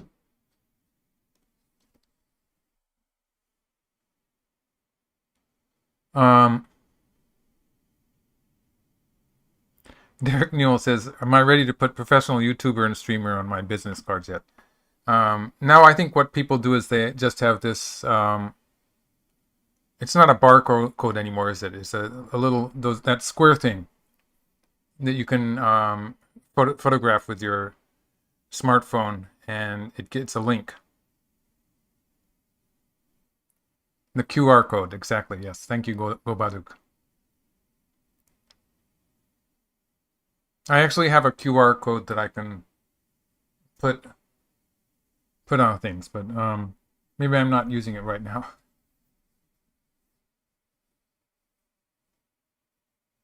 The ko, okay. Don Slayer wants me to go through the ko. Actually, let's see. I think that the QR code is said to have been based on inspiration. The inventor had some inspiration looking at a Go board And I think it has to do with the fact that every pixel or something, there's an area, a pixel or something. Every of them has a value that he was comparing to ghost stones or something. So it's probably 1 0 value that he was attaching to all of the pixels. It's some added information that was a big revolution as far as these codes are concerned. And the creator actually did say that he got an inspiration from Go. So it's true. It's a true story in a way. Okay, so let's see. I was about to do something. Oh, the ko on the lower side. Yes. The ko on the lower side. This ko is very heavy for black. It's not a direct ko, so it's something that could happen. But of course, if black loses this ko, it'll settle white's group in the center, and it will save those white stones in the corner, and it will kill black on the side. So it's two-step ko, but it is very dangerous for black. And black doesn't really have the option of connecting there because this would be a step ko that strongly favors white. So black's not going to do that. Black's just going to continue fighting this ko as it is, and black can resolve the ko by connecting here. So the ko would be like this. It's slightly unreasonable for black to want to do that. So basically the fair trade would be white living on the side and black has sente. But this would leave a seki in the corner. So for the time being, white has to save these stones in the center of the board. And I think this is going to do the job.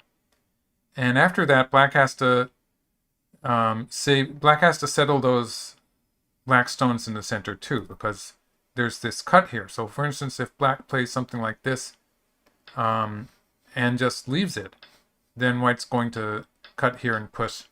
And this looks a bit troublesome for black. Black's group in the center is probably not going to hold together. On the other hand, if black plays, let's just not do that exchange and play something like this. This would be the, maybe playing an Atari once. This would be one way to do it. White would then play on this side. This is a really big move. So it's painful. So maybe black plays here. And the question is whether white has to answer this or not. The safe move for white would be to play here. And black could play on here. Ben Valentine, thank you very much. You gave me a present. Very generous. And thank you for the present. Yes.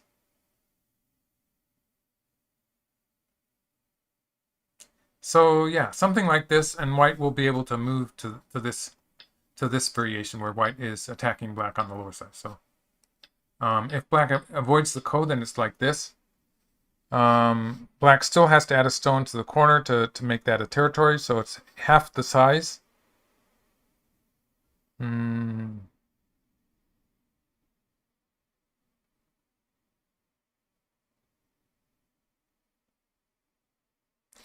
Yeah, so it's not very much territory for black. Black's going to have trouble winning this game.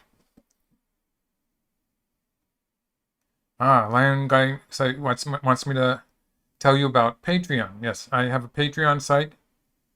And so you can support me in Patreon. They're still fighting out in the center, but white's going to be able to live. And there's a link that I can show you. Yes, here. So I'll paste the link. So if you want to support my channel, I'd be very thankful. And you can support me here. I haven't posted it yet, have I? Yeah, here we go. And that's my Patreon. I seem to work. And that's my Patreon page. And there is a level where you can get a teaching game monthly. So that's something you can do also.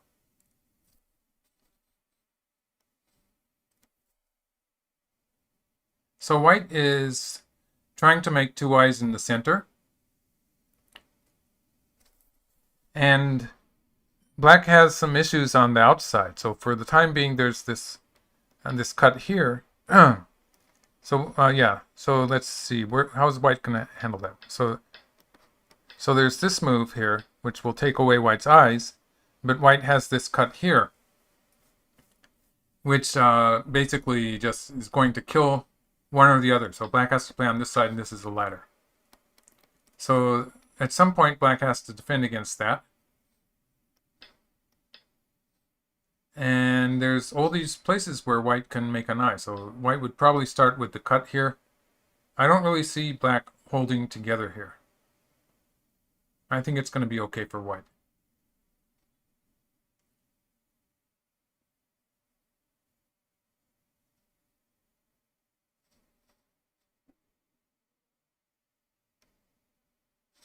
He likes to make it sharp. Hard to tell whether white's alive or not, doesn't he? I think it's just the style that Xie Ke likes to play.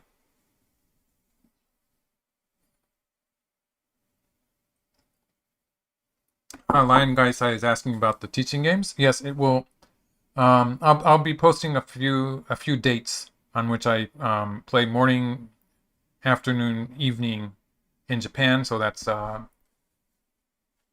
in the Americas, it would be something like mid-afternoon to evening, and in Europe, the evening in Japan is probably morning in Europe. So there would be a morning slot, and probably at least 3 times a month. I think if I get some more patrons on that tier, I'll probably increase the number of days that I'm available for that. So it's a number of people and spread out in 3 days. In some cases, it will be more than one game at a time. But there is going to be a Zoom commentary, so I'll be using OGS and making the diagrams on OGS and Zoom for me to talk. So I don't have to text the comments. I can actually talk to you in the commentary.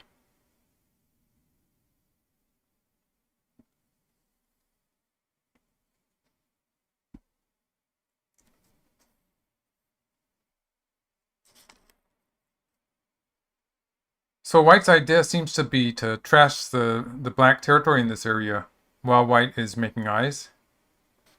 And it seems to be working so far. It's a kind of a life and death situation, which it's still, one mistake would be fatal for white. And black is getting pretty thick in the center. So let's take a look at the territory. It's really hard to say, actually, the territory, just because nothing is really settled yet. The lower side is either a black territory, it's not, because let's just have white play a move like this. And I think white's going to survive in the center. In which case, black needs a stone here to capture white on the lower side. And if they did it that way, then it would be relatively easy to count. But black's thickness here, when white already has a position on the upper side, it's going to be difficult for black to transform that thickness into a territory. Really, white's territory, potential territory on the upper side, is more important. So black's going to be focusing more on reducing that, and will not really have time to actively build territory in the center or on the left side. So I think it's still more potential for white. Otherwise, if black, yeah, well, if that's bad for black, he's just not going to do that. And so it's not going to be a simple variation. So black's going to jump in here or play some kind of attachment, and they're going to get really busy in the upper left area. But eventually, at some point, white's going to be able to play here and either live or make a ko.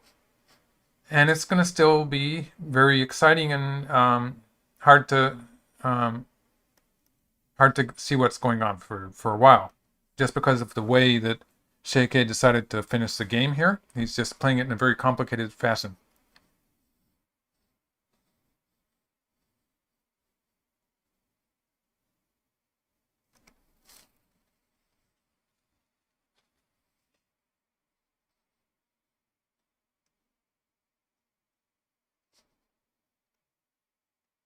Oops, sorry about that.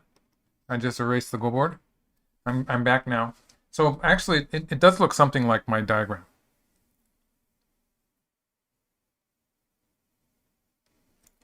Uh, Gura Arikan, I hope that's something close to your name. I had trouble pronouncing that.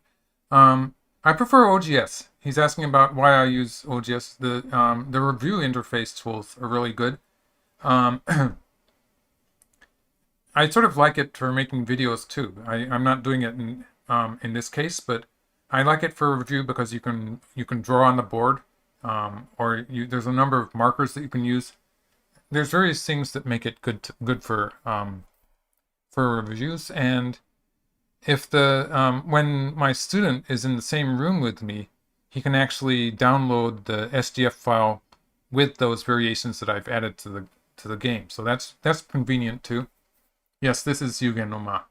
So it's in the West it would be called Cyber, the server that I'm using right now. And it's a great place to study Go. They have a nice collection of problems. They have even have some great bots that you can play. There's one that I forget what it's called again. There's one that actually gives you a score. So it's going to give you a score so you know what your strength is in that particular server. It's going to give you a score by playing against you, and that bot actually, I think it's some version of Katago, but it starts at beginner's level, and it will improve if you beat it. So you played a few games, and it's going to be stronger than you. And then it will give you a rating. Marian Borka, thank you very much. Cyberor is the Korean name, and it's W. Baduk. Okay. Thank you, Go Baduk. Thank you for clarifying there.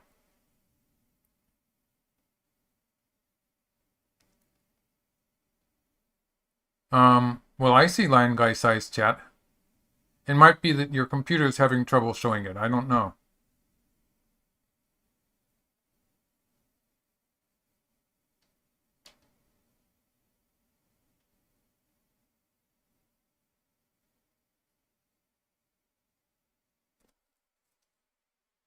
So let's see what I think it's probably still good for white. This has become so complicated that I'm sort of having trouble following what's going on. But black is probably going to get something like 40 points, unless it turns into a race to capture on the lower side, in which case that would be reduced by about 5 points. So yes, let's call it a minimum of 35 points. And if black, those stones on the lower side, black stones actually are not connected up to anything at this point. So maybe it's less than 40 points. But somewhere in the vicinity of 40 points is probably enough to give Komi when compared to white's upper right area. So these two areas, the lower left and the upper right, I'd say they're pretty much comparable. And black's area on the right side isn't looking so good right now. So that's sort of scruffy. And black doesn't have anything else. So for instance, if we have black connect here and say that white is going to get to play this move, I think this is probably a pretty clear advantage for white. But you know, if that is the case, and I think if the players agree with me in their assessment of the position, obviously they're not going to do anything that simple. So black is extended here. This is an attack on white's center group. And white is probably going to add a stone there to the center group.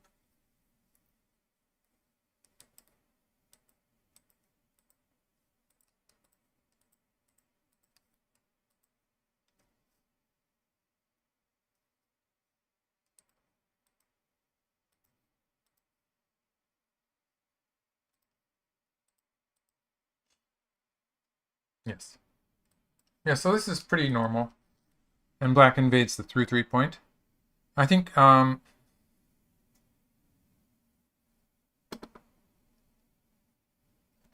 actually if I took a look at OGS I would know, but let's see.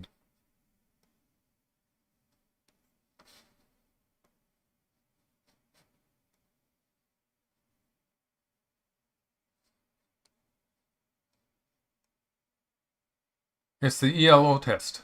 ELO, I forget how you pronounce that. Maybe the ELO test. It's ELO in large letters. So who is that? That was Guran Arikon. Yes, that's right. He was answering it. Yes, the ELO test. ELO test. I don't even know what the correct pronunciation is. And it will start as a beginner level actually in the first game you play it. And I think it was professional level in 5 or 6 games when I kept on beating it.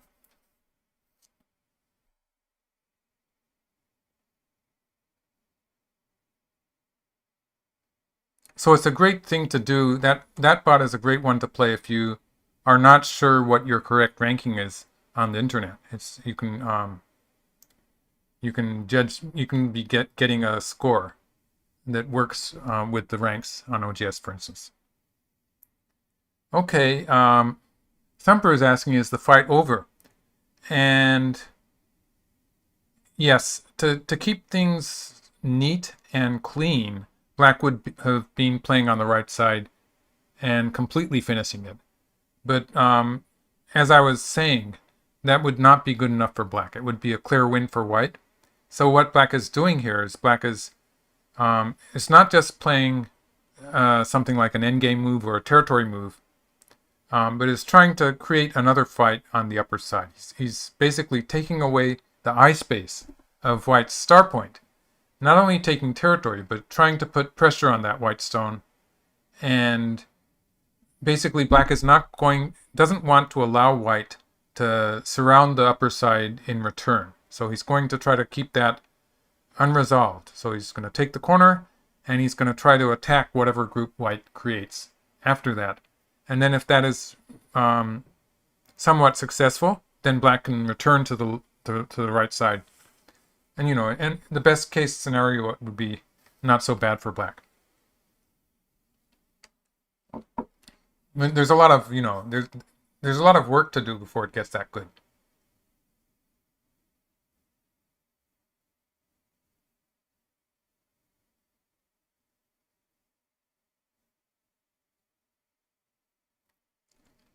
The next video in the beginner series is sort of delayed. Let's see, that's Gustav Joas. It's pretty much done, but it's being delayed by all of these live streams. So it'll be coming in a few weeks. You can see it early, actually, if you're in the Patreon group, if you're in the $10 tier, or whatever tier you get in. If you're a patron in the Patreon system, you get early access to some of my videos. And so I think that's one of the videos that you can see where I'm moving to the 19 by 19 board and continuing my video. There was a video with the opening, and I'm continuing that with the rest of the game.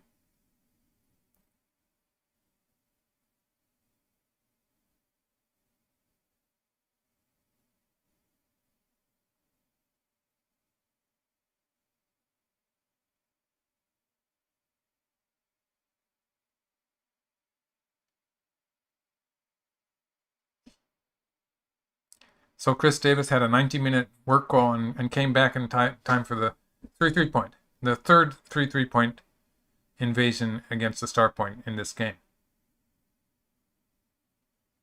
So if we count in the lower right corner, which was one space corner enclosure, it's a different shape, but White did play starting at the 3-3 point. White took 2 3-3 points and Black took 2. So it's interesting. I think Alexandroni is joking. No, Go is not named after Gozigan.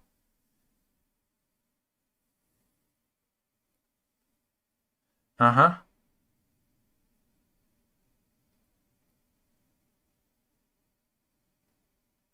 White D3. That's the move that I'm expecting, yes. White D3 is what I expect. Let's make a variation. So maybe here. And White would like to do a double Hanen. So when Black has so many stones in the center, you do have to think about the cut here. But in this case, the ladder favors White, so it should be okay. Just this kind of variation. Or even, I think even hanging connection is going to be okay.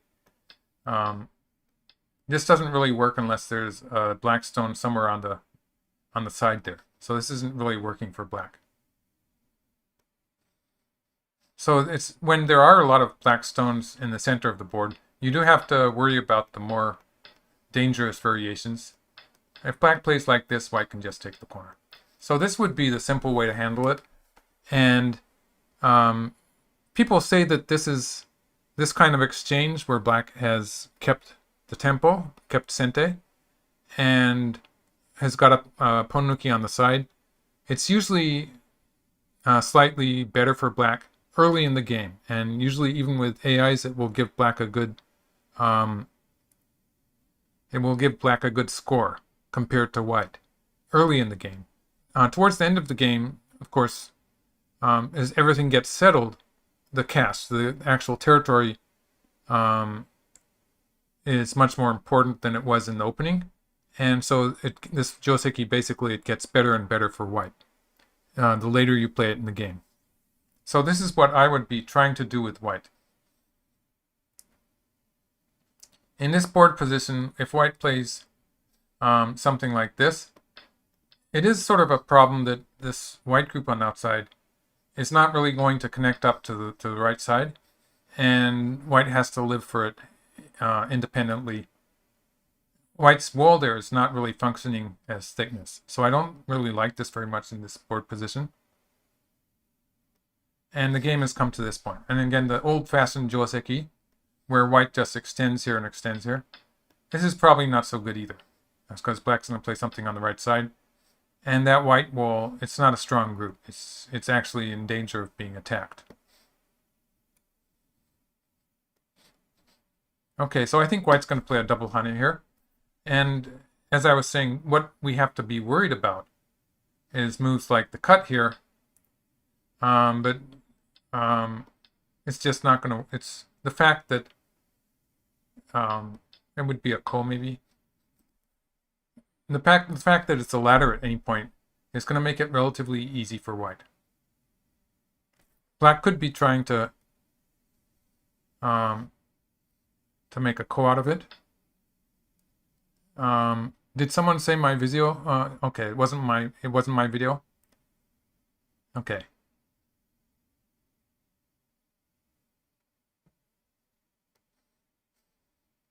There could be a ko happening here. So this kind of thing is what black is going to try to do. It's probably not going to work very well. So for instance, white could play safe by playing here. And something like this, it would still be a very difficult fight for black. But I think black has to find something that is not peaceful in this board position.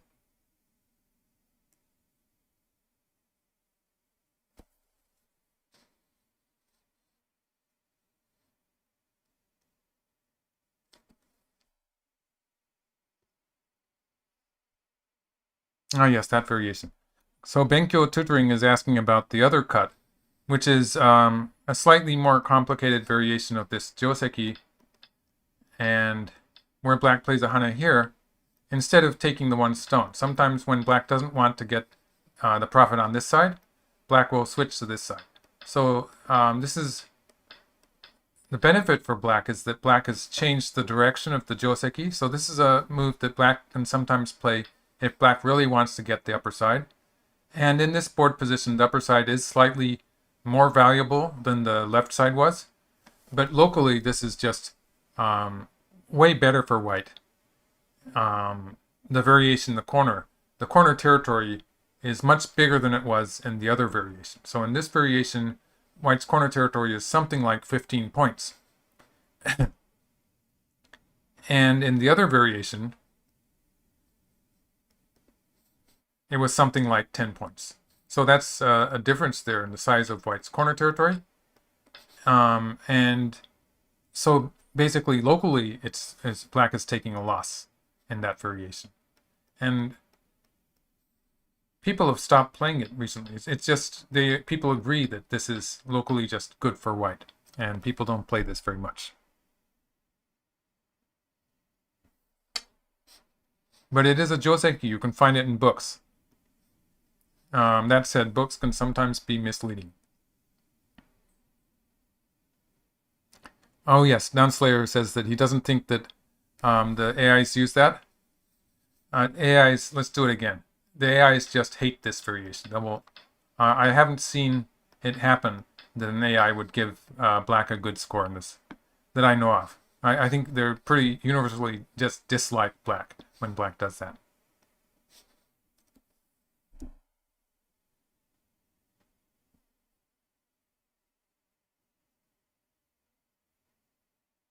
A long time ago, we all thought it was a Joseki.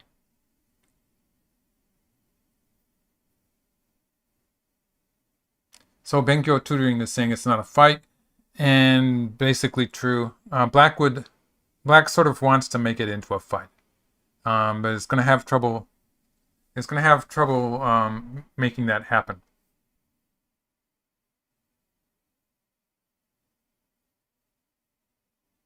But that's what he's thinking about. That's why it takes so much time for him to play this move.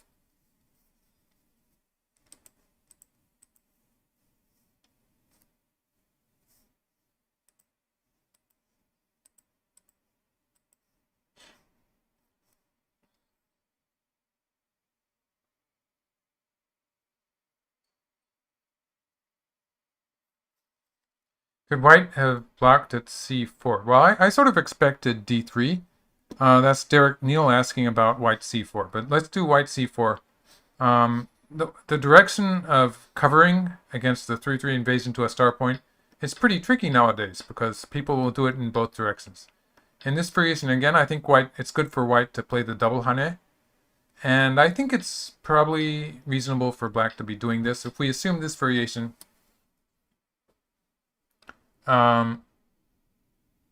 it's just that I think the left side is relatively small compared to the upper side. So even in this variation, I don't really think this is better for white. And when black does something really exciting, like this kind of move, then in this case, the ladder is going to favor black. So if something like this happens, it could be a bit more complicated for white to get out of this fight. So I think it makes sense. I sort of agree with white's move, but it's probably a very subtle difference. Okay, we got the double hane. Yeah, this is going to be forced now. So, right. So this was simplified for white. I think it looks good for white.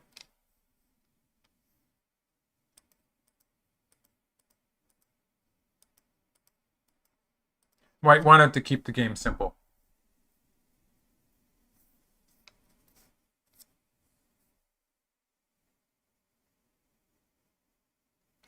And so Mi Yuting has 2 wins and 1 loss so far, and is struggling in this 4th game. So maybe it's going to go on to the 5th game.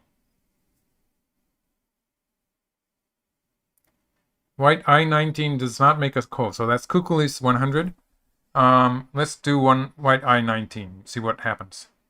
So white plays here, and black will just connect. White plays here.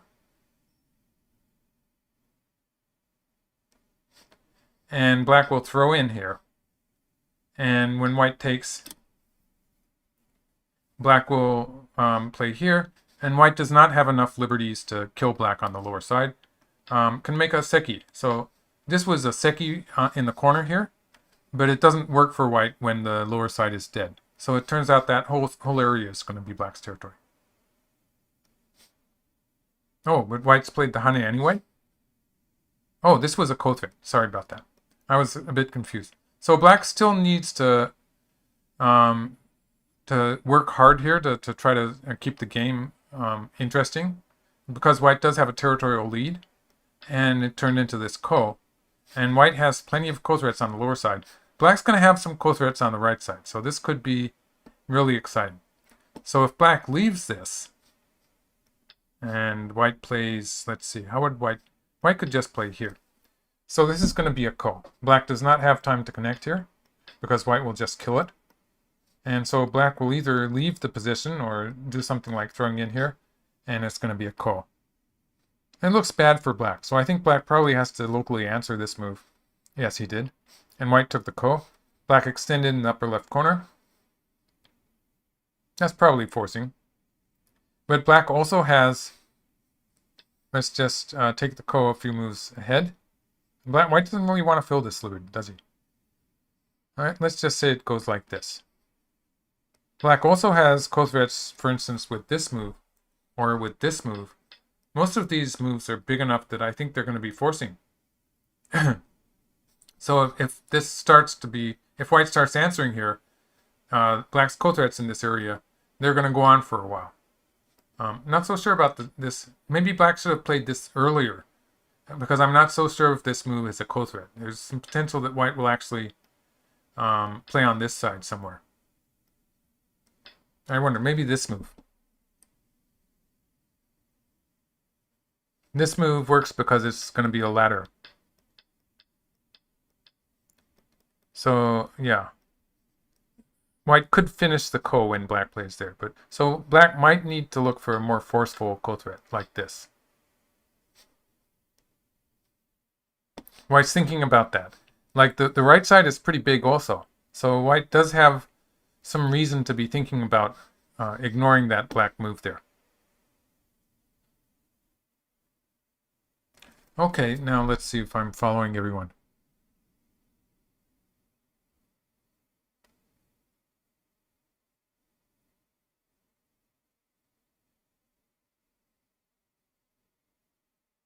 Yes, yes. Oh, that's Gogo Gooplet. Why is it that I see people extend to C2? After the upper left Joseki, so much these days. It seems a waste of a ko threat. And this is sort of has to do with the fact that white sort of hesitated before answering that ko threat.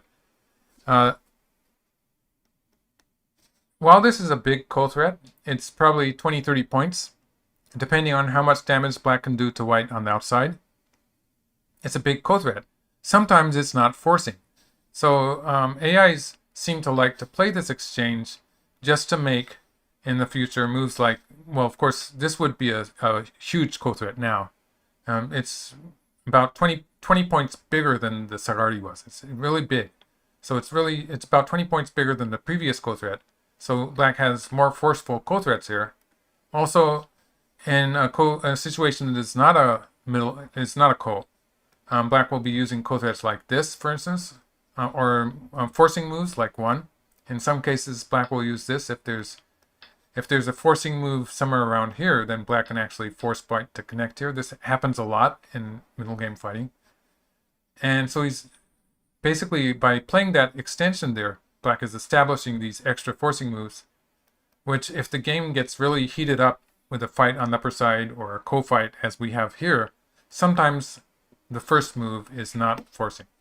So rather than worrying about the one ko threat, which black actually managed to use in this particular game, AIs tend to like to have the remaining ko threats sort of ironclad. The remaining ko threats will be very clearly forcing, whereas the first one, I'm not so sure about that. So that's the difference. So that's why we see AIs playing that move, just establishing the forcing moves that come next. And some human players are agreeing with that, and some sort of don't like it. And in this game, I was actually sort of wondering whether white would be playing something on the right side. So it was a close one there, but it was a big ko threat still. So white's played on the lower side. This is again threatening to play. If black finishes the ko, white can play here. If black connects, black is just dead. So this would create a ko on the lower side, and it would be bad for black. So something like this kind of ko would be bad for black. So that's not good. So black has to answer this. So white has a few ko threats on the lower side. So black's going to play here, white's going to take the ko. And black has a few ko threats in the upper left, but maybe not ready to play them yet, because black has a number of ways, as I was saying. If it's a real important ko, black could play this way and use 5 as the next ko threat, and maybe have one more. So this is the way to generate a lot of ko threats. but black's losing points here. So sometimes it's better to play here. Black wants to leave that option. If black wants to leave that option, black sort of wants to use the cothreads in the upper right corner. So that's what I think he's going to do. And the ko will continue. White still has a few cothreads on the lower side. But when we remember that white has this group on the lower side, which still has some hopes of getting into some kind of a semi with the black group on the outside, and forcing black to play a few moves inside black's territory. And that means white doesn't really want to fill this liberty because it would take away most of that potential. So it's hard for white to decide how to continue the ko. White might be doing it with moves like this, but white's going to run out of ko-threats if white's answering in the upper right corner.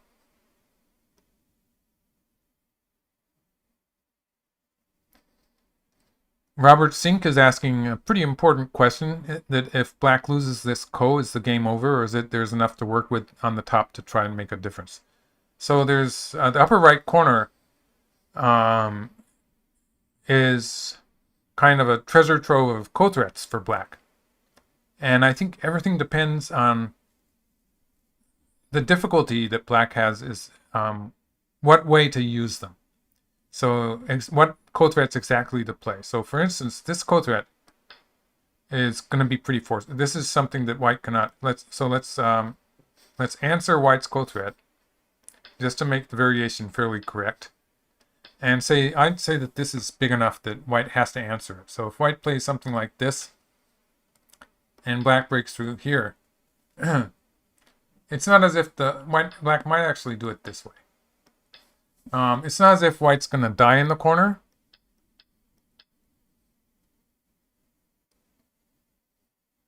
Although it could be a bit painful, actually. Yeah. And black would have various ways to live. So that's not going to be a problem for black. So that would be big. So I think white's going to answer this ko-thread. So there are some cases where the ko-thread is going to be big enough. It all depends. I don't think this is the right place for black to be thinking about it, though, because the lower side is really...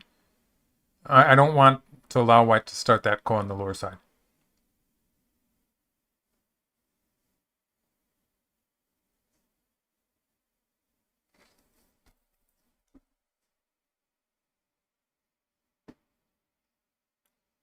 White losing this ko is actually going to be pretty painful. If white was going to lose the ko, then we should just go back to this point and say, if white is going to play soft and allow black to win the ko, white probably should have started from underneath. Just that, for instance, whatever. When white plays this second move in the corner, it's so much a better position for white. So that's Go Baduk asking, oh no, it's not. It's Yun Xia asking, can white afford to lose the ko? If white was thinking in that direction, white would want to have the ko set up something like this. And in that case, white would be able to afford to lose the ko, making some kind of trade with a big move. Just a big move would sort of work with it. Whereas in the game, this really makes the value of the ko much bigger. Because when black does connect here, it's just falling apart. Like this white stone on the fourth line isn't really functioning with this move. They're not working together. And so this would be sort of painful for white. That would be a wasted move there. And it would be so much better for white to have that stone on this side. So, sorry. It would be so much better when white loses the ko to have the stone on this side. So that's not the plan. Basically, it's not the plan. I don't know how it's going to turn out. But losing the ko was not the plan that white had here. But I do seem to think black has potential to win the ko. So it's really complicated.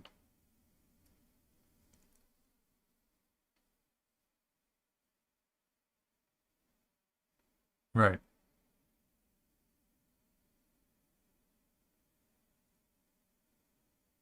Yes, so that was, yeah. I think I've answered both questions. Yes. Yun Xia and Robert Singh. Good.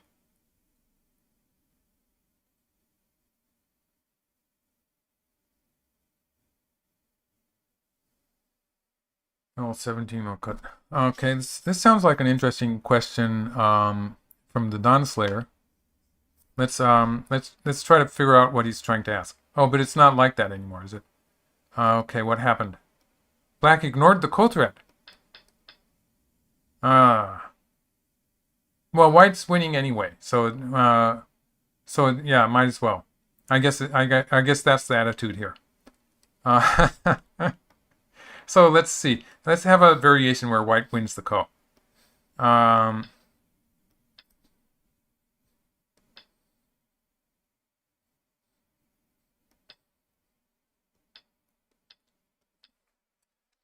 Okay. So white winning the ko and taking a double ponuki, white would push it L17, I17, L17, L17, or cut it L16. Okay. White only has 4 liberties.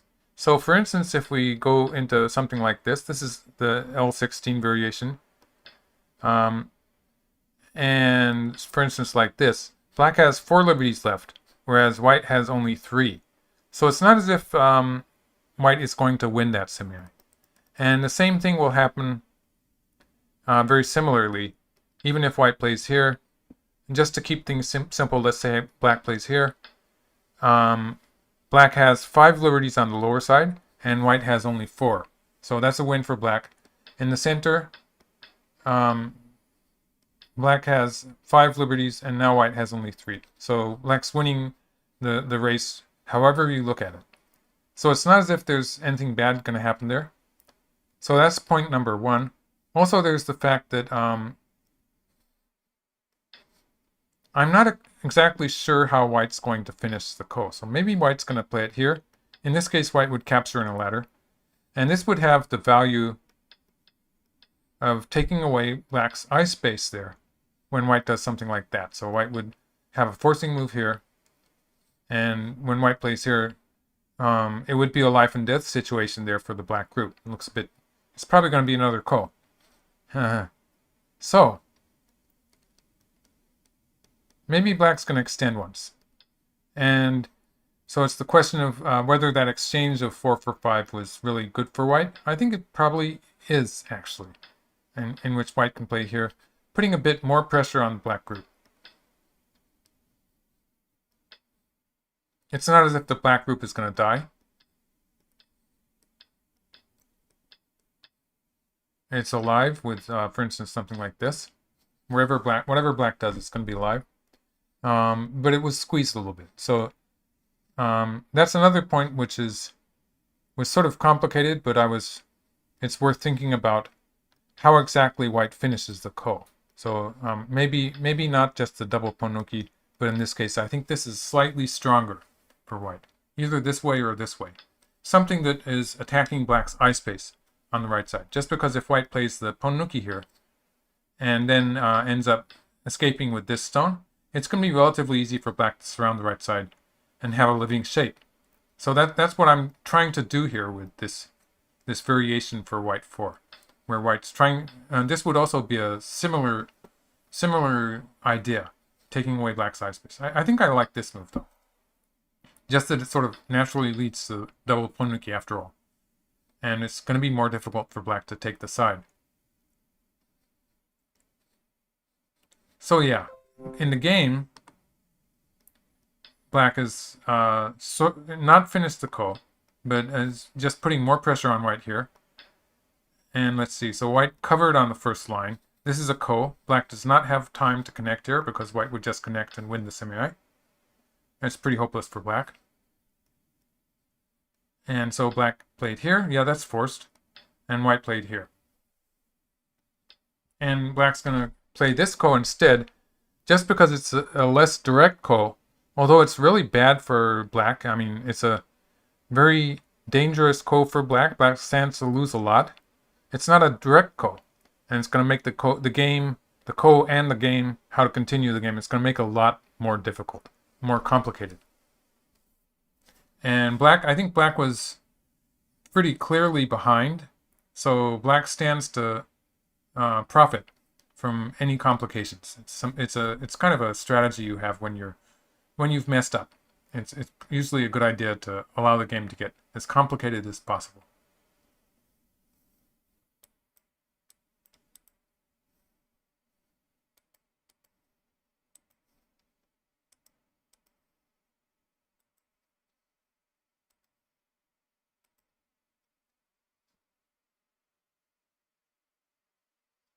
Is the center white group in trouble if black wins the ko?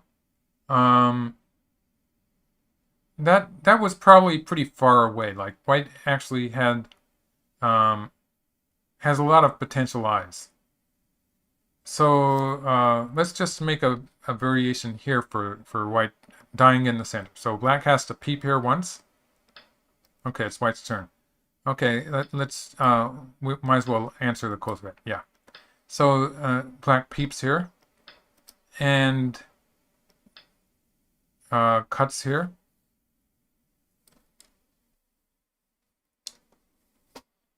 And white can actually make an eye here.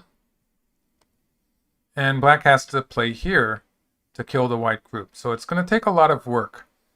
And usually it's not going to work. I guess it's not completely inconceivable that black could at some point try to kill the white group in the center. It's just probably not going to work. And for the time being, it's the lower ko that the lower side ko is so important. Various things will still happen before black actually gets a chance to kill white in the center. But it is a possibility, yes. Status of 3 corners is unclear at this point. 1, 2. I'm not sure what the third one is. Okay, so the game. Let's see what the game is looking like. I'm at the game variation now.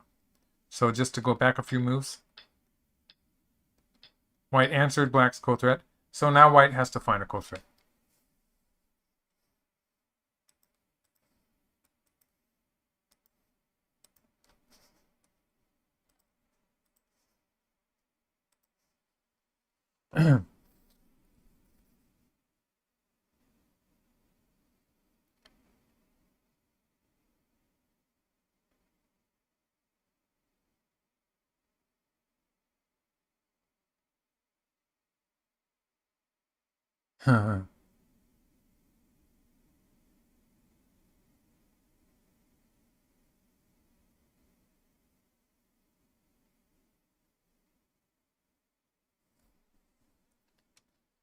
Okay, so yeah, black's trying to find the biggest co-threats he can find.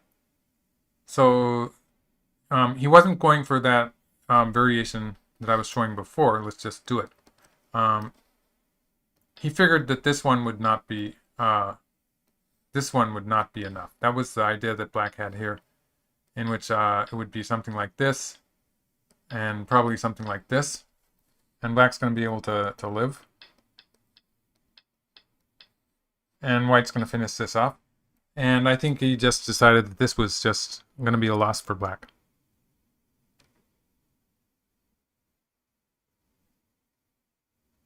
Yeah, I think I agree with that. So this was not good enough. And black is looking for big co-threats in the upper right corner. So that's what this move was. He was playing the biggest co-threat as possible. Okay, white switches back to the right side. This would be really big if white gets to capture the one stone.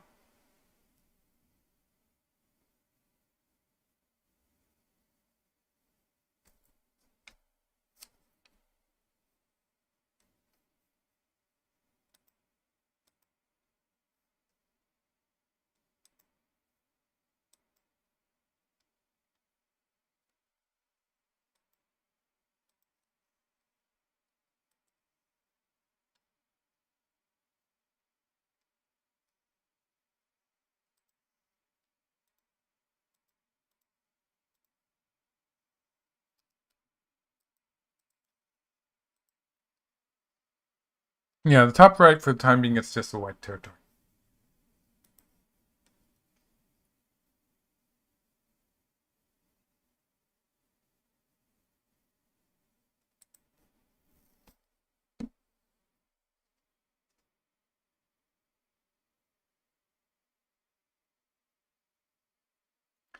When white loses the ko here on the lower side, there is some danger for white in the center. So taking territory on the upper side, that was a question from Thumper. It's probably not a good idea to just play a move on the upper side and give black this ko. But the move white actually played in the lower corner, this is a position that's like a ko. So it's a good time, I think, to play it. And in that if black takes here, black sort of wants to take here. But then white would have a ko threat capturing the one stone. This looks like it could actually lead to a kind of a trade where white is getting an opportunity to take the ko twice. So this would give white a fairly strong advantage in the local ko. And white still has something in the lower right corner. It's not completely dead yet. This ko is really important because it has to do with the eyes of white's group in the center of the board. But it's not out of the question that black would do that. Black can't play double ko, but since it's a two-step ko, black can add a stone here, make it 2 moves, and then start playing ko threats elsewhere. So black could start playing moves like maybe this one's. This one, I'm sort of doubtful that this would be forcing. Maybe moves like this.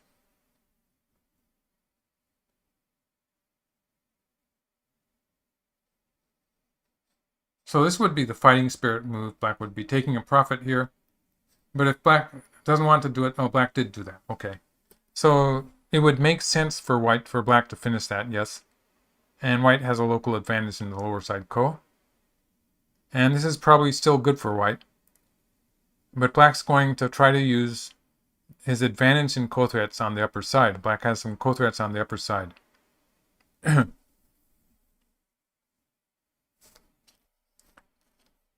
So the fact that it's a two-step ko gave black this option.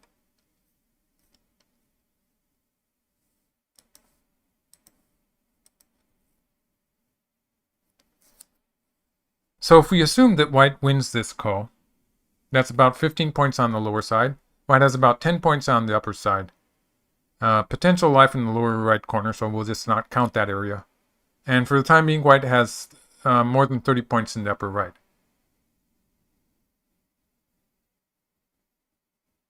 So that's 55 points.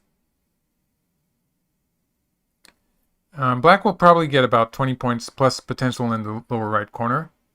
And so that's for the lower right area. And elsewhere on the left, black has something like 20 points, I suppose. Yeah, maybe not, but close enough. So 40. So that's a big loss. Black needs a fairly big ko threat. Maybe living on the right side would be enough to make it close. So I was saying black has about 40 points. It's a very rough estimate. And if we look at the upper left corner and the lower side, that's 25 points. So white needs at least 10 more points than that to have the game close. Even if black plays two normal moves, like, let's see here, okay? So like this and like this. And black should be able to live. But in this case, black would have about 20 points on the left side. And if we look at it like this is, for the time being, it's about 20 points on the right side.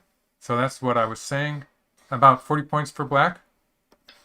White has something like 15 points on the lower side, a few points in the center. This is half dead, but let's just forget that for the time being. So it's about 15 points plus some extra here, 10 points in the corner, about less than 10 points here, a few points here. So that adds up to more than 30 points.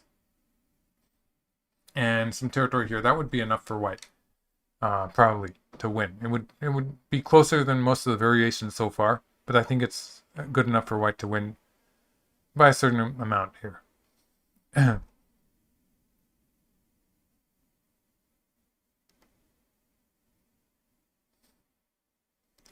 So black has to, that would lead to a relatively close game, while black might decide to try to find a more forceful ko threat.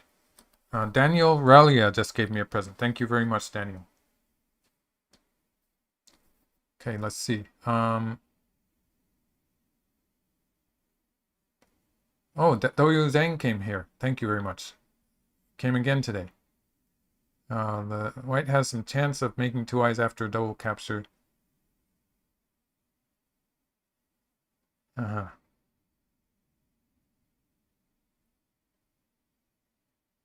People are talking about a double ko with E19. No, that double ko is just not a good idea. Well, it wasn't before.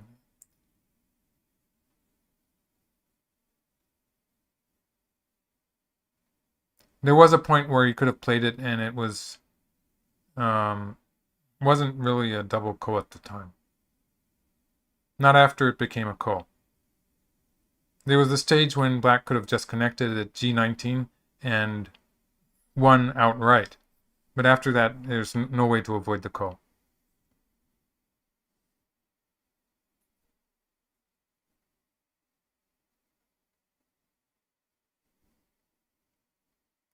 Okay, so I believe this is the game position. Let's see what my other server, yeah.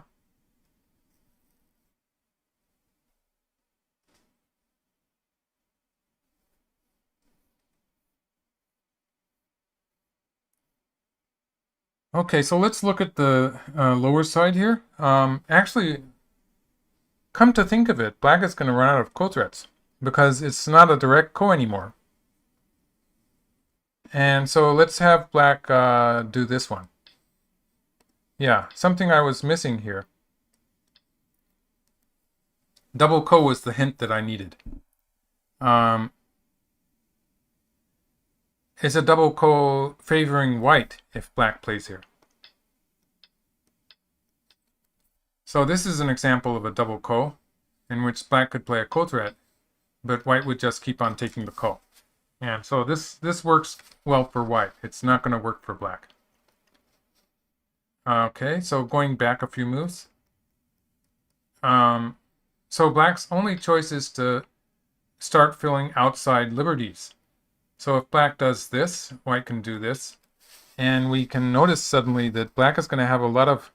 It's going to take a while for black to fill from the left here. Black has to start with this move. It's a ko. Let's say white plays a ko threat that black did not answer. Black fills again, and it's still a ko. So that was it was an approach move ko. So white has a fairly strong advantage. And you might notice that move at 6 that white has just played. That's creating a potential eye for the white group in the center. It means that even if white loses this ko, white will have no trouble making two eyes. Otherwise, black can try filling from the other side. But this is also going to be an approach move ko, in which white takes here. Oh, no. No, actually white can connect here, and it's not a ko at all. So that doesn't work. So black actually, basically black has to fill here. And at this point, black can play two moves here to make it a direct ko. Or if black now tries to fill from this side. Now white doesn't have the connection of C1, but it's two more moves and then it's a ko. So this is a two move approach move ko. It's a long ways for black to have to go. A lot of work. So that's really it's really pretty much white's territory already. It's very close to being white's territory. Okay, Derek Neal is asking me to do a quick review of the game, and I think that's a good idea.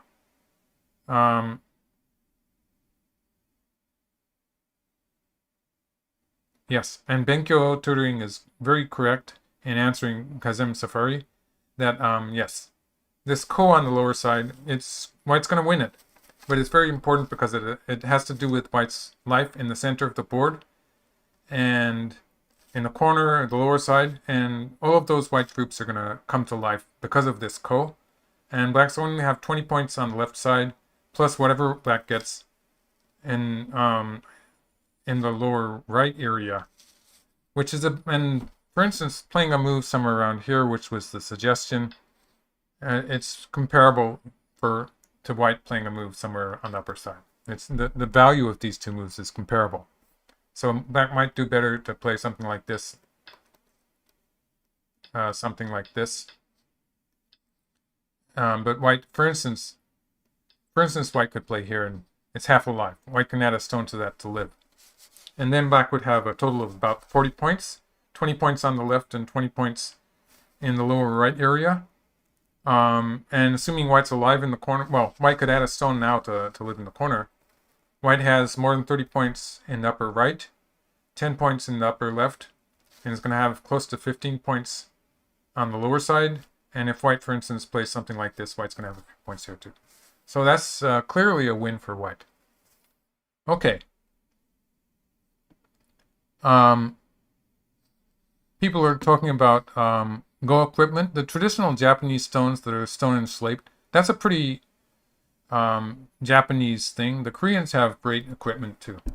I was most impressed with the demo board that they had when I did the AlphaGo commentaries several years ago. They had these wonderful magnetic demo boards that were just plastic sheets, so they were easy to carry. And the stones were wonderful because you could turn them around and they were black on one side and white on the other. So, or do I have that right? I think that's how, well, they were, for some reason, they were really easy to use. I don't even have a strong, I'd have to look at the video and take a look at those stones again, but I almost wanted to take them home with me. Okay, I think, let's see. Derek Neal had a good idea. Let's go back to the beginning of the game and just go quickly through the moves. And I'll keep an eye on the game itself. It hasn't really moved forward very much. So this is the board position. White has just captured the ko here. And as I was saying, it's a two-move approach move ko, even if black takes and white ends up connecting at h19. So it's going to be a difficult ko for black to win. And white is going to fight this ko for a bit. So they're fighting the ko. Let's just go to the beginning and take a look at the opening. So black dives into the 3-3 point. That's pretty usual. Yes. White dives into. This is sort of a standard opening here. And the ladder favors white. So if black does stuff like this, black cannot capture that one stone in a ladder. So that's not working for black. White can escape. So black plays away. This is a feasible move, and white played here, and black extended.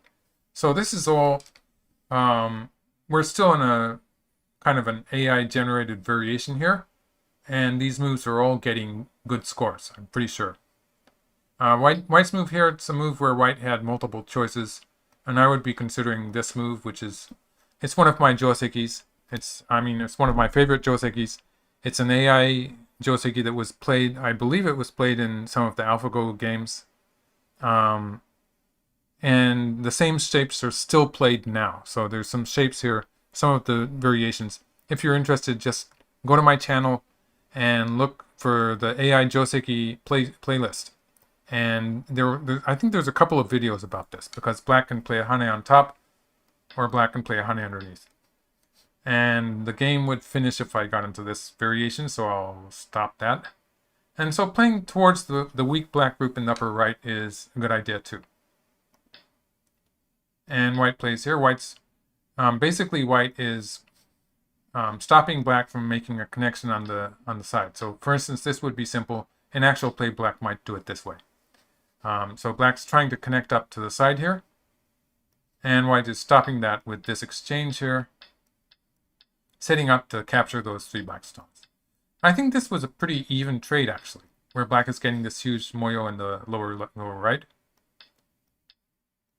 And this is a tricky situation where white decided to play fairly lightly, just erasing and allowing black to surround the sides.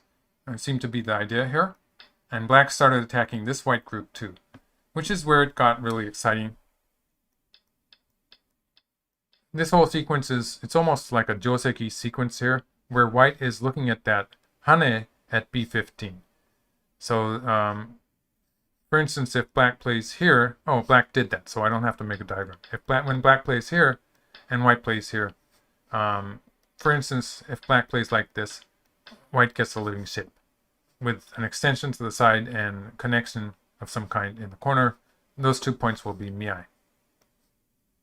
So black did that, white did that, and then black is trying to avoid that variation that I was just showing where white lives in the corner on the side.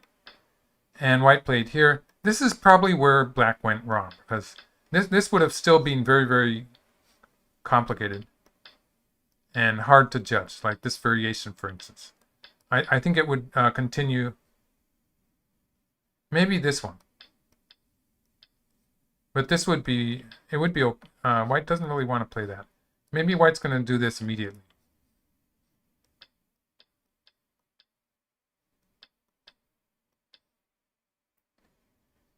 And white's alive on the side and would probably continue something like this in the center. So the fight would switch back to the center. This seems to be relatively an even fight. And the game black played here. This is wild. I don't think it was good for black. Black needed to add, we went into variations. They were pretty complicated, but it looks like black needs that stone after all. And this is just getting a little bit painful for black. And black's cut off here. White's cut off. It's a bit complicated, you might say. But black has to escape here. And white extended. And this set up a big problem for black. Because in order to win the local semi, if we just look at the lower side, black really needs to make this eye. Without this eye, for instance, if black played something like this, which would settle the right side better, like this. Well, yeah, white doesn't really need that, move it too. But then white can play here, and black does not have enough liberties. So, for instance, this would be only 3 liberties left for black, and white has 4 in the corner. This is going to be a win for white. So, going back to a variation, this is the key point here. It's a point that black cannot avoid playing. So actually black did that. And then, this is where white started getting a bit fancy and overdoing it, if you ask me. White should have just covered here, which is a forcing move. Without black playing there, white would play here. And this side position is going to favor white. It's not outright a win for white, but it could be a kind of a ko sometimes. It's going to be good for white anyway. Black has to play here. White plays here, black plays here, white plays here. And at this point, black will have to throw in at the 1-2 point and make a ko out of it. Water.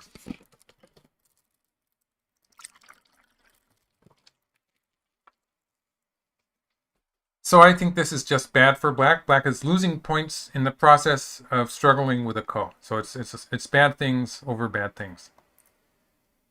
So white could have simply played here, and black would answer. After which white would start building territory on the upper side. Black's territory on the lower side is small. There's all sorts of bad things still going to happen. So white could play here later. If black answers by taking the corner, white will have no trouble here. White could play this ko variation again. Even this looks like it could potentially work, but this would be the ko variation, where white is threatening to make the whole lower side into a ko again. And if black answers, the whole white group is alive with a lot of cutting points inside black's territory. So in this variation, when white pushes through and cuts here, this is going to be some more raji for white. And and the corner is going to be a seki. So let's just have black play some safe move here. The corner is going to be a seki when white plays. Oh no, it's not a seki anymore. Sorry about that. But there is something there, isn't there? Okay, so white can play in this variation. Black probably has to think about the move at 2. But in this variation, white can actually play here. And this would make it into a seki. So there's some potential there. Maybe black can avoid that by playing 2 at a different point. For instance, here maybe, but all of this, it's just, this would be painful too because it's probably bad move. It's just the whole thing is very painful for black. It looks like after white lives on the lower side, there's going to be something or other in the corner too. Maybe a Xie Ke or just something that's going to be very painful for black. So if white had simply covered here, it would have been an easy win. And so for instance, like this, I think it's probably correct for black to be answering like this, just to keep the lower side dead. White has a potential life on the in the corner. And all white has to do is white has to worry about the wedge at 13. So maybe connecting here, maybe playing something like this. It's going to be relatively easy for white to take this home to win the game. Actually, I should have black playing here. Yeah, so something like this. I don't really see white losing this game. It looks like it's going to be a win for white. So in the game, white starts here, maybe a bit greedy or just premature, bad timing. I think it was good for black to complicate things by playing here, although it's probably still good for white. This white group in the center is not in any serious trouble, but you know, that said, it is a position that would be relatively easy to mess up. It's pretty much alive now, pretty much. And by adding a stone to the lower right corner, white has reinforced the center a little bit. So I'd say the center is alive at this point.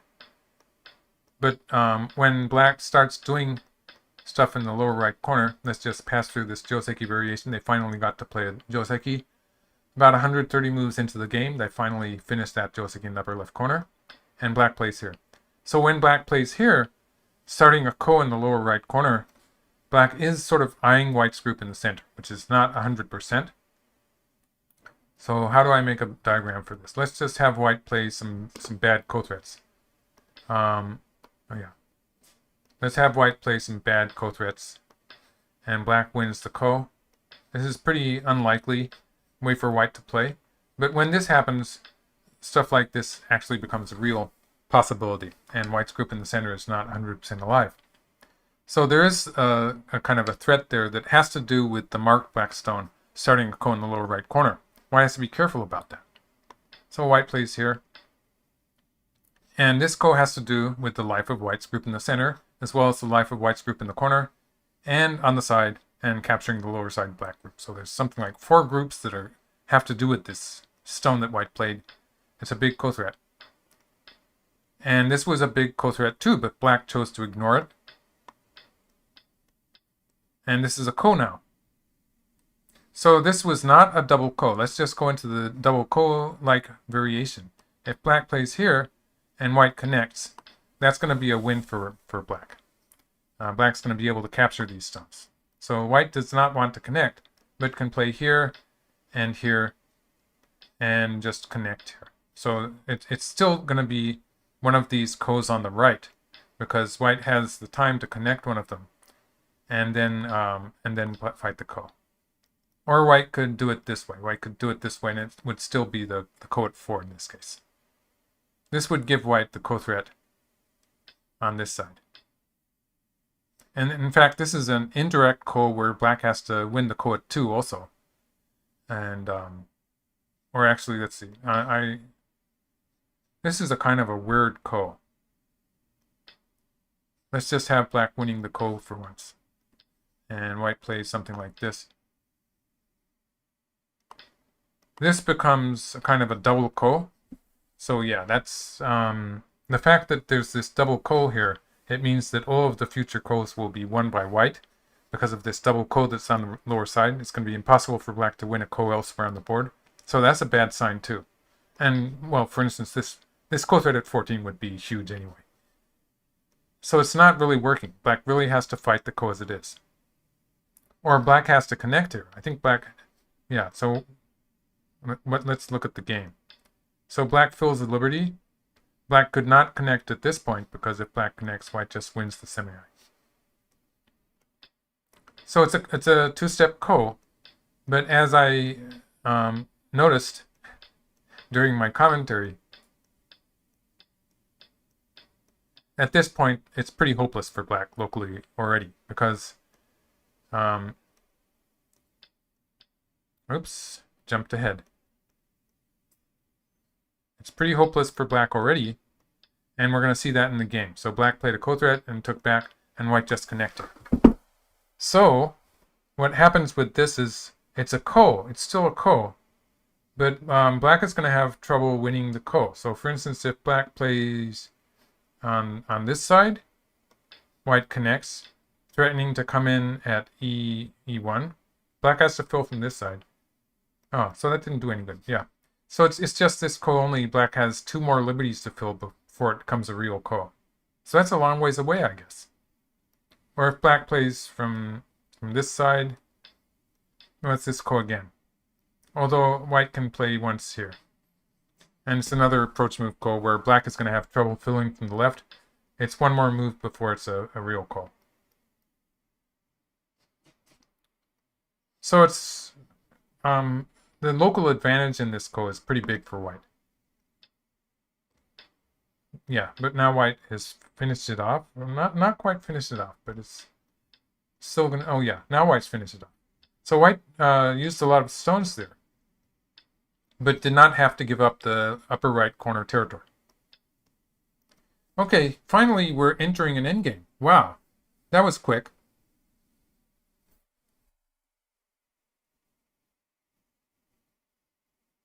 Good, yes.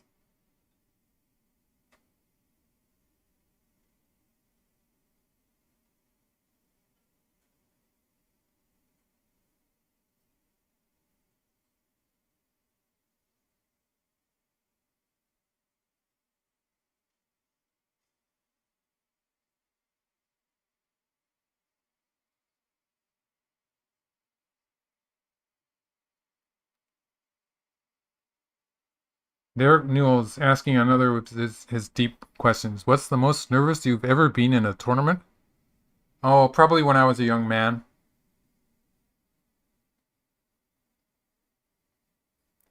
I was pretty nervous when I was representing America in some of the international championships.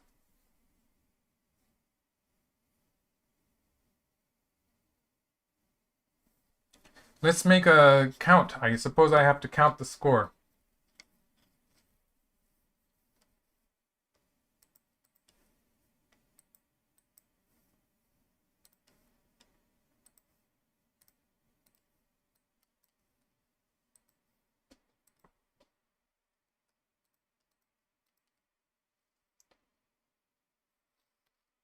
Black got the lower right corner. So, um,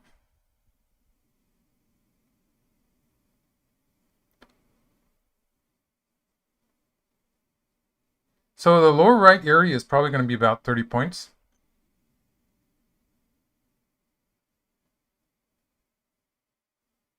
And black's left side and the center area attached to it is probably going to be more than 40 points, but somewhere close to 40 points. Yeah. Probably less than 45, but more than 40. So that's about... I'm going to assume that black's going to answer on the right side here.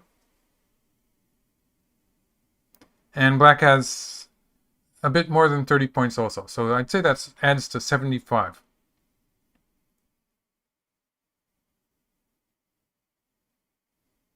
So white actually has more than 40 points. Oh, what happened? What happened? This is not what I was envisioning. Oh, what black didn't answer on the right side.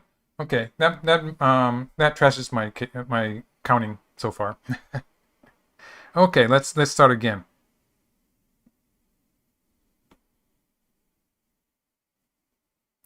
So now it's more like about 20 points to start with on the lower in the lower right. And still more than 40 points in the center with the left side. So let's say that adds up to about 65 points. White has something like 35 points in the upper right corner.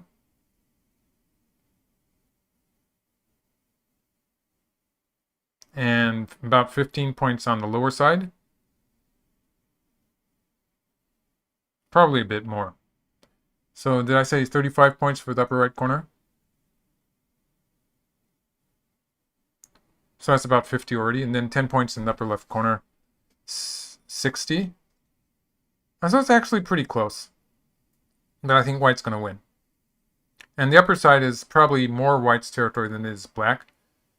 White can bump against on the fourth line and stuff like that. So it still does a lot depend on what happens there on the upper side. White has to find the correct way to settle that shape. Probably getting a few points.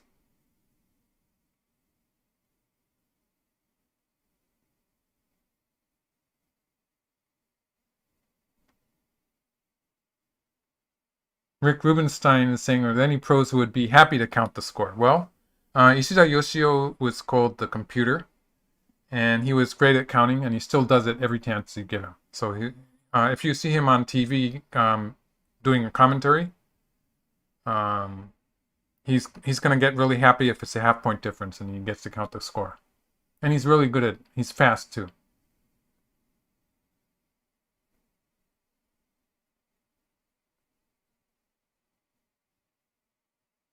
The Six Brothers demo board. That sounds like a neat name. Go Baduk is telling me what Go board I used for the AlphaGo demo.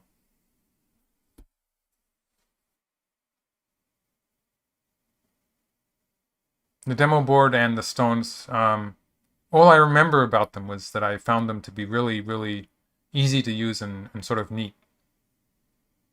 I'll have to watch the videos to figure out what it was about them. Okay. I'll have to write that down.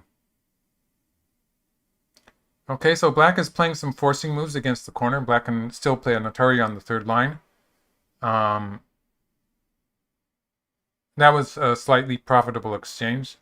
But black still has an issue with this keeping the line and trying to keep white's territory on the upper side as small as possible.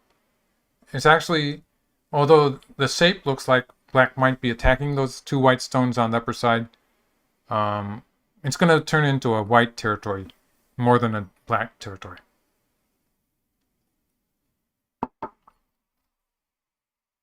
Right. Well, Derek Neal is talking about the fifth line shoulder hit that that is very prominent in the video where I'm sort of doing a triple take. Part of the problem was the fact that the operator in the Go server that I was checking the moves on put that stone at the wrong place. So I wasn't sure where the stone was supposed to be. So that was part of my problem there.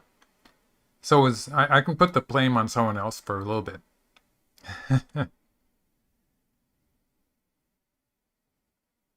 And there's also the fact that, yeah. And then there was this huge monitor that the Google people had set up. Or the people doing the event anyway. And they kept switching to Isedal's face. So when AlphaGo played that move, they were focusing on Isedal and they weren't showing me the game move. So I was checking it with my server, which had the wrong move. And I was looking at some very small part of that huge monitor TV. And what I was seeing there didn't look like what the Go server was showing me. So that was a big problem for me. And I was having confusion there, and that was showing on TV. So that's the real story there.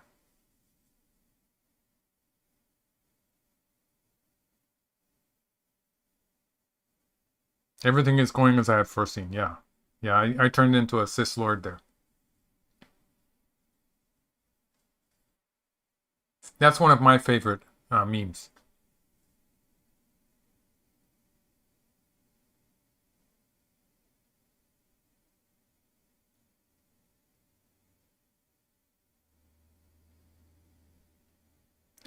The fifth line shoulder hit is played by pros. I think it was the second game of this series where I think actually Xie Ke actually did play a fifth line shoulder hit.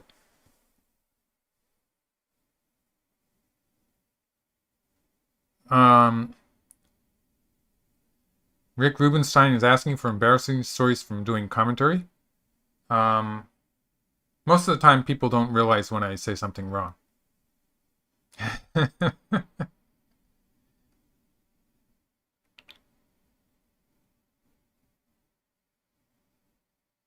Mm-hmm.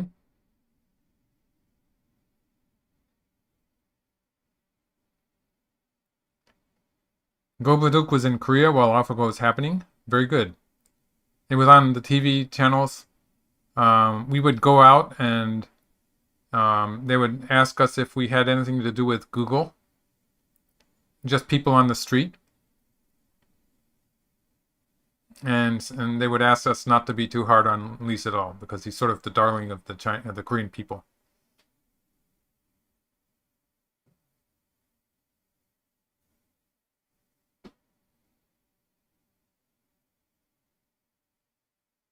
Mm.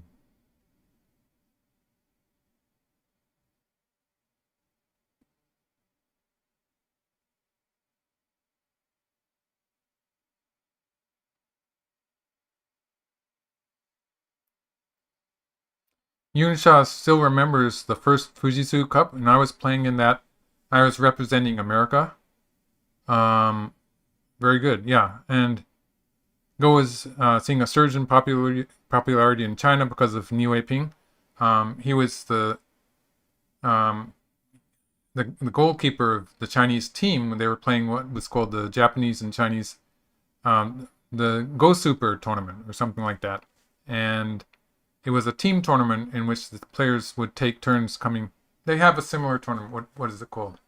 There's a similar team tournament going on between Korea, China, and Japan now. But but the Japanese team would usually be leading by a few players, and then Niu Weiping would be the final player to finish them all off. So he was doing very well and making Go popular in China. Um, yeah, and I actually remember playing him in one of the tournaments. I forget which. I think it must have been the In Cup.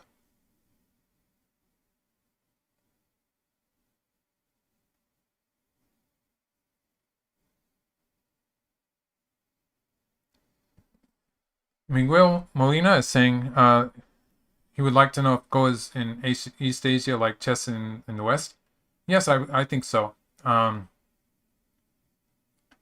Especially in Korea, I think it's most true in that there's just about everyone knows about Go, and it's sort of a spectator sport, in that people will actually enjoy watching it, and so there's TV stations dedicated to Go alone, and it's a big thing there. And so people like Lee Sedol and Cho Fun-young before him uh, were sort of stars. They were famous people. And so that's I think it was especially true in Korea, but in China I would say that there's people who play Go in some areas, and then people who play Shanxi, which is Chinese chess. It's a very chess-like game. It's a game that's actually one of the games that has lasted for hundreds of years at least. So it's one of the chess variants, you might say, but it's been around for a long time. It's not one of those modern games that is sort of a fake chess game. It's a chess game that's originated from the same. They're saying it's a game that originated in India, I believe, is what the history is. So, Kazem Safari, thank you for your gift. Thank you very much. So there were people who played Chinese chess, and so that sort of divides the Chinese game population a little bit, and so maybe it's not so true in China as it is in Korea, that there's a lot of players who understand the game. But still, everyone knows what you're talking about if you talk about Go. And it's true to a lesser extent in Japan, I'd say. There's still a lot of people who know the game. Hmm. Okay.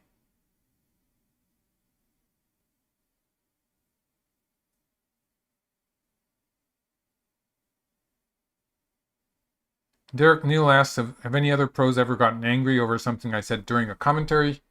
Not really. In the old times, you might say, and for players older than myself, so for players, for instance, in the 20th century, even when they started doing commentaries on TV, at first they would be more worried about what other professional Go players thought about what they were saying. Whereas my feeling was that I wanted to grasp the interest of the Q players, because I was told by the staff or the directors and everyone that had to do with the TV station that the people watching this would be probably an average of about 5Q, or actually that would be a lot weaker than 5Q in the present international internet games. It would be a lower Q, probably a double-digit Q. So the viewers are fairly weak, and so it doesn't really make sense to be worried about what other pros will think about what I say. But there was a tendency for players to focus on that just a little bit.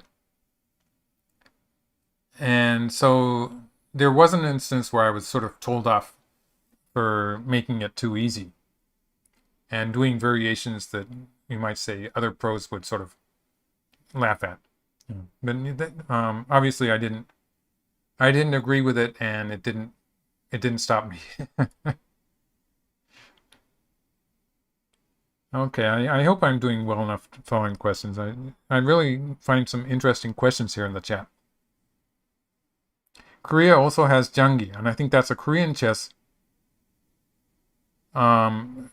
which is a different game again, if I'm correct. Or do they play the Chinese chess? I'm not sure about that. But yeah, but they just had with Cho Hun-young and Lee Chang-ho after him, and then Lee Se-dol after him. They had all of these spectacular Go players who helped to make the game even more popular. But Korea has a long history of a huge Go population in ratio to their full population. Okay. Jangi is the same as Shanchi, but no river and slightly different pieces. So Chinese chess, Shanchi, has this river in the middle of the board, which limits the movement of some of the pieces. A lot of the pieces have similar movements to chess. So it's comparable, and it's pretty obvious that it originated from the same game. It's easy to see that, sort of. But there are the big differences that it has a river that some of the pieces cannot cross, and they change value as they cross the river and stuff like that. So it's actually pretty interesting. So Korean chess doesn't have the river. Chinese chess is different in that the pieces that you capture can be used, so they're turncoats.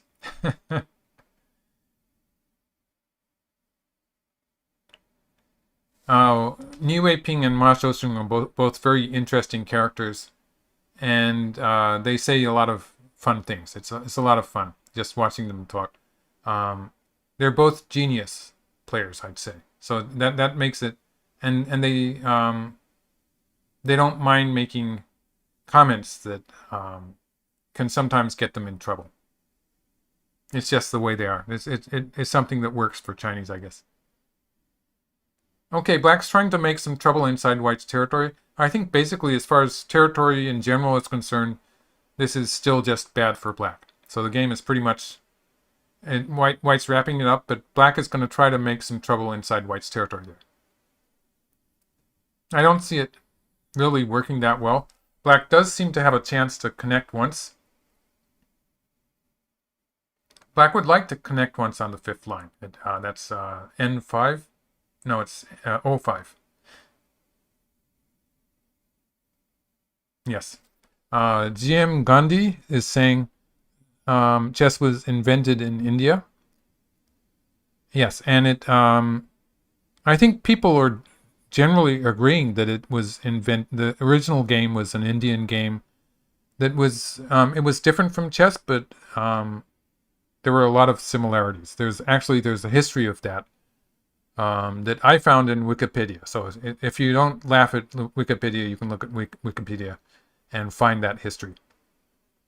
But the game started in India, and it's pretty clear to it seems pretty clear to me that it was it changed as it came to the West. It didn't have a queen. The original game didn't have a queen. And they say that the queen was a pretty modern invention in chess.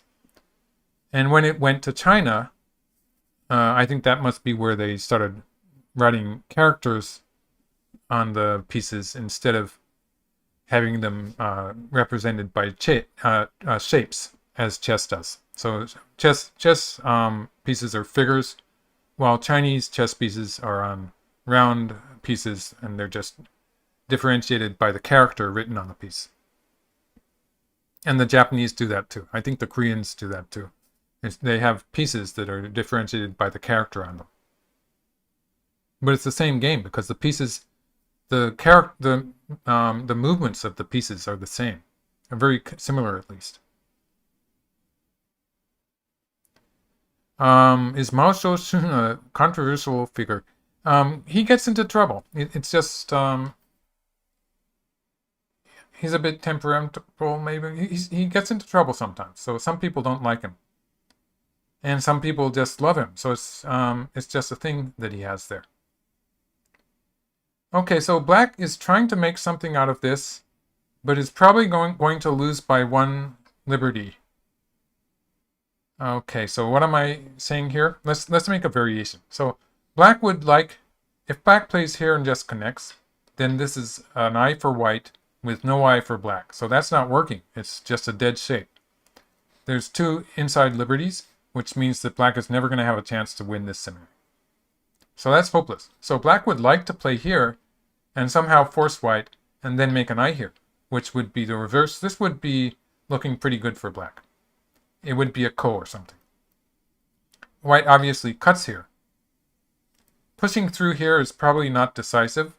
In this variation, it's something like this. This is favorable for black, or it's a ko in the corner anyway. So this would be good. So white wants to cut here. And it looks like black might have a chance to make a ko out of this. But it just doesn't work because he's 1 move behind. So that's the ko-like semi-like situation I was talking about. So the most that black can get out of this is a forcing move here and a forcing move here.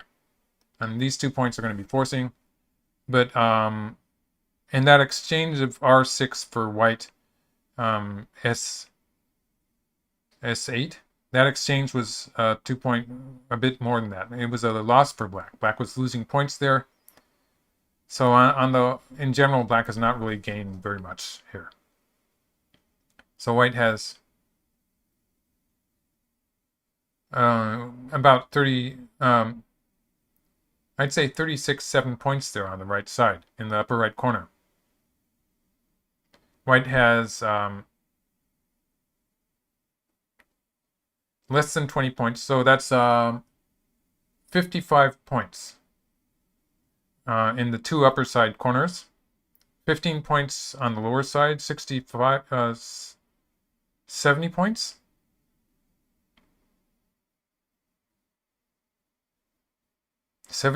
More than 70 points for white. Black has something like 20 points in the lower right corner. And something like 20 points on the left side. And then could really get lucky and get 20 more points in the center. There's sort of a hole in that center territory. So it's completely hopeless for black. He could resign at any point.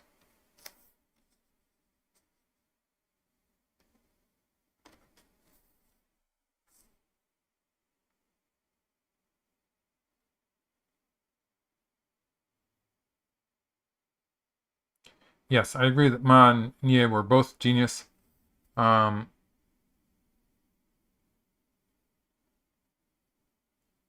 It's just that Xie Yuting did a little better on the social side. He was better at making friends with people, I suppose.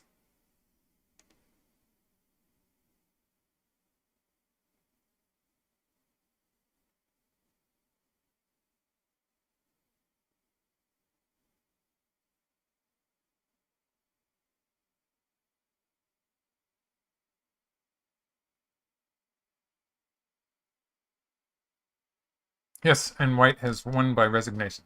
This was a good point, I think, for black to resign. It's clearly hopeless when black fails to make anything out of this upper right corner. So we're going on to the fifth game. And yes, I believe the fifth game is tomorrow. They said they would play it up to the fifth. I was just what I was confused about was the order of the rest days and the games. So the rest day came on the day I thought they would play the fourth game, and now they don't have any days left. So they're going to have to play the fifth game tomorrow, and I will do my live stream for that too. So it's going to be another late night for everyone, but I'm going to enjoy it. So thanks everyone for staying. I should put the Patreon link out once more just in case anyone wants to support me. I would be very thankful. And sign up to my channel because I put out daily videos. I put out daily videos. Mostly the daily ones are life and death or Tesuji problems, Go problems. Thank you, Chris Davis. And they're really good if you want to improve your game. And they're relatively easy they would be easy for Don players especially. But just looking at these is going to help you. So it's something that I would suggest for any player to do. And then about once a week I have a longer video, which could be a game commentary, or sometimes I do Joseki stuff. Sometimes I have a playlist of videos for beginners also. So sometimes I put one of those in.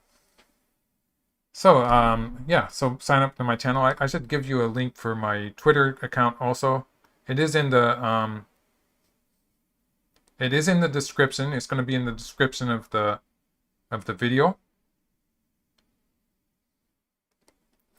But just in case you have trouble seeing that part, I do have a Twitter channel which gives you the daily problems, about half a day before they actually come out as videos. So you get to solve the problem yourself first if you sign up to my Twitter, and you get the diagram.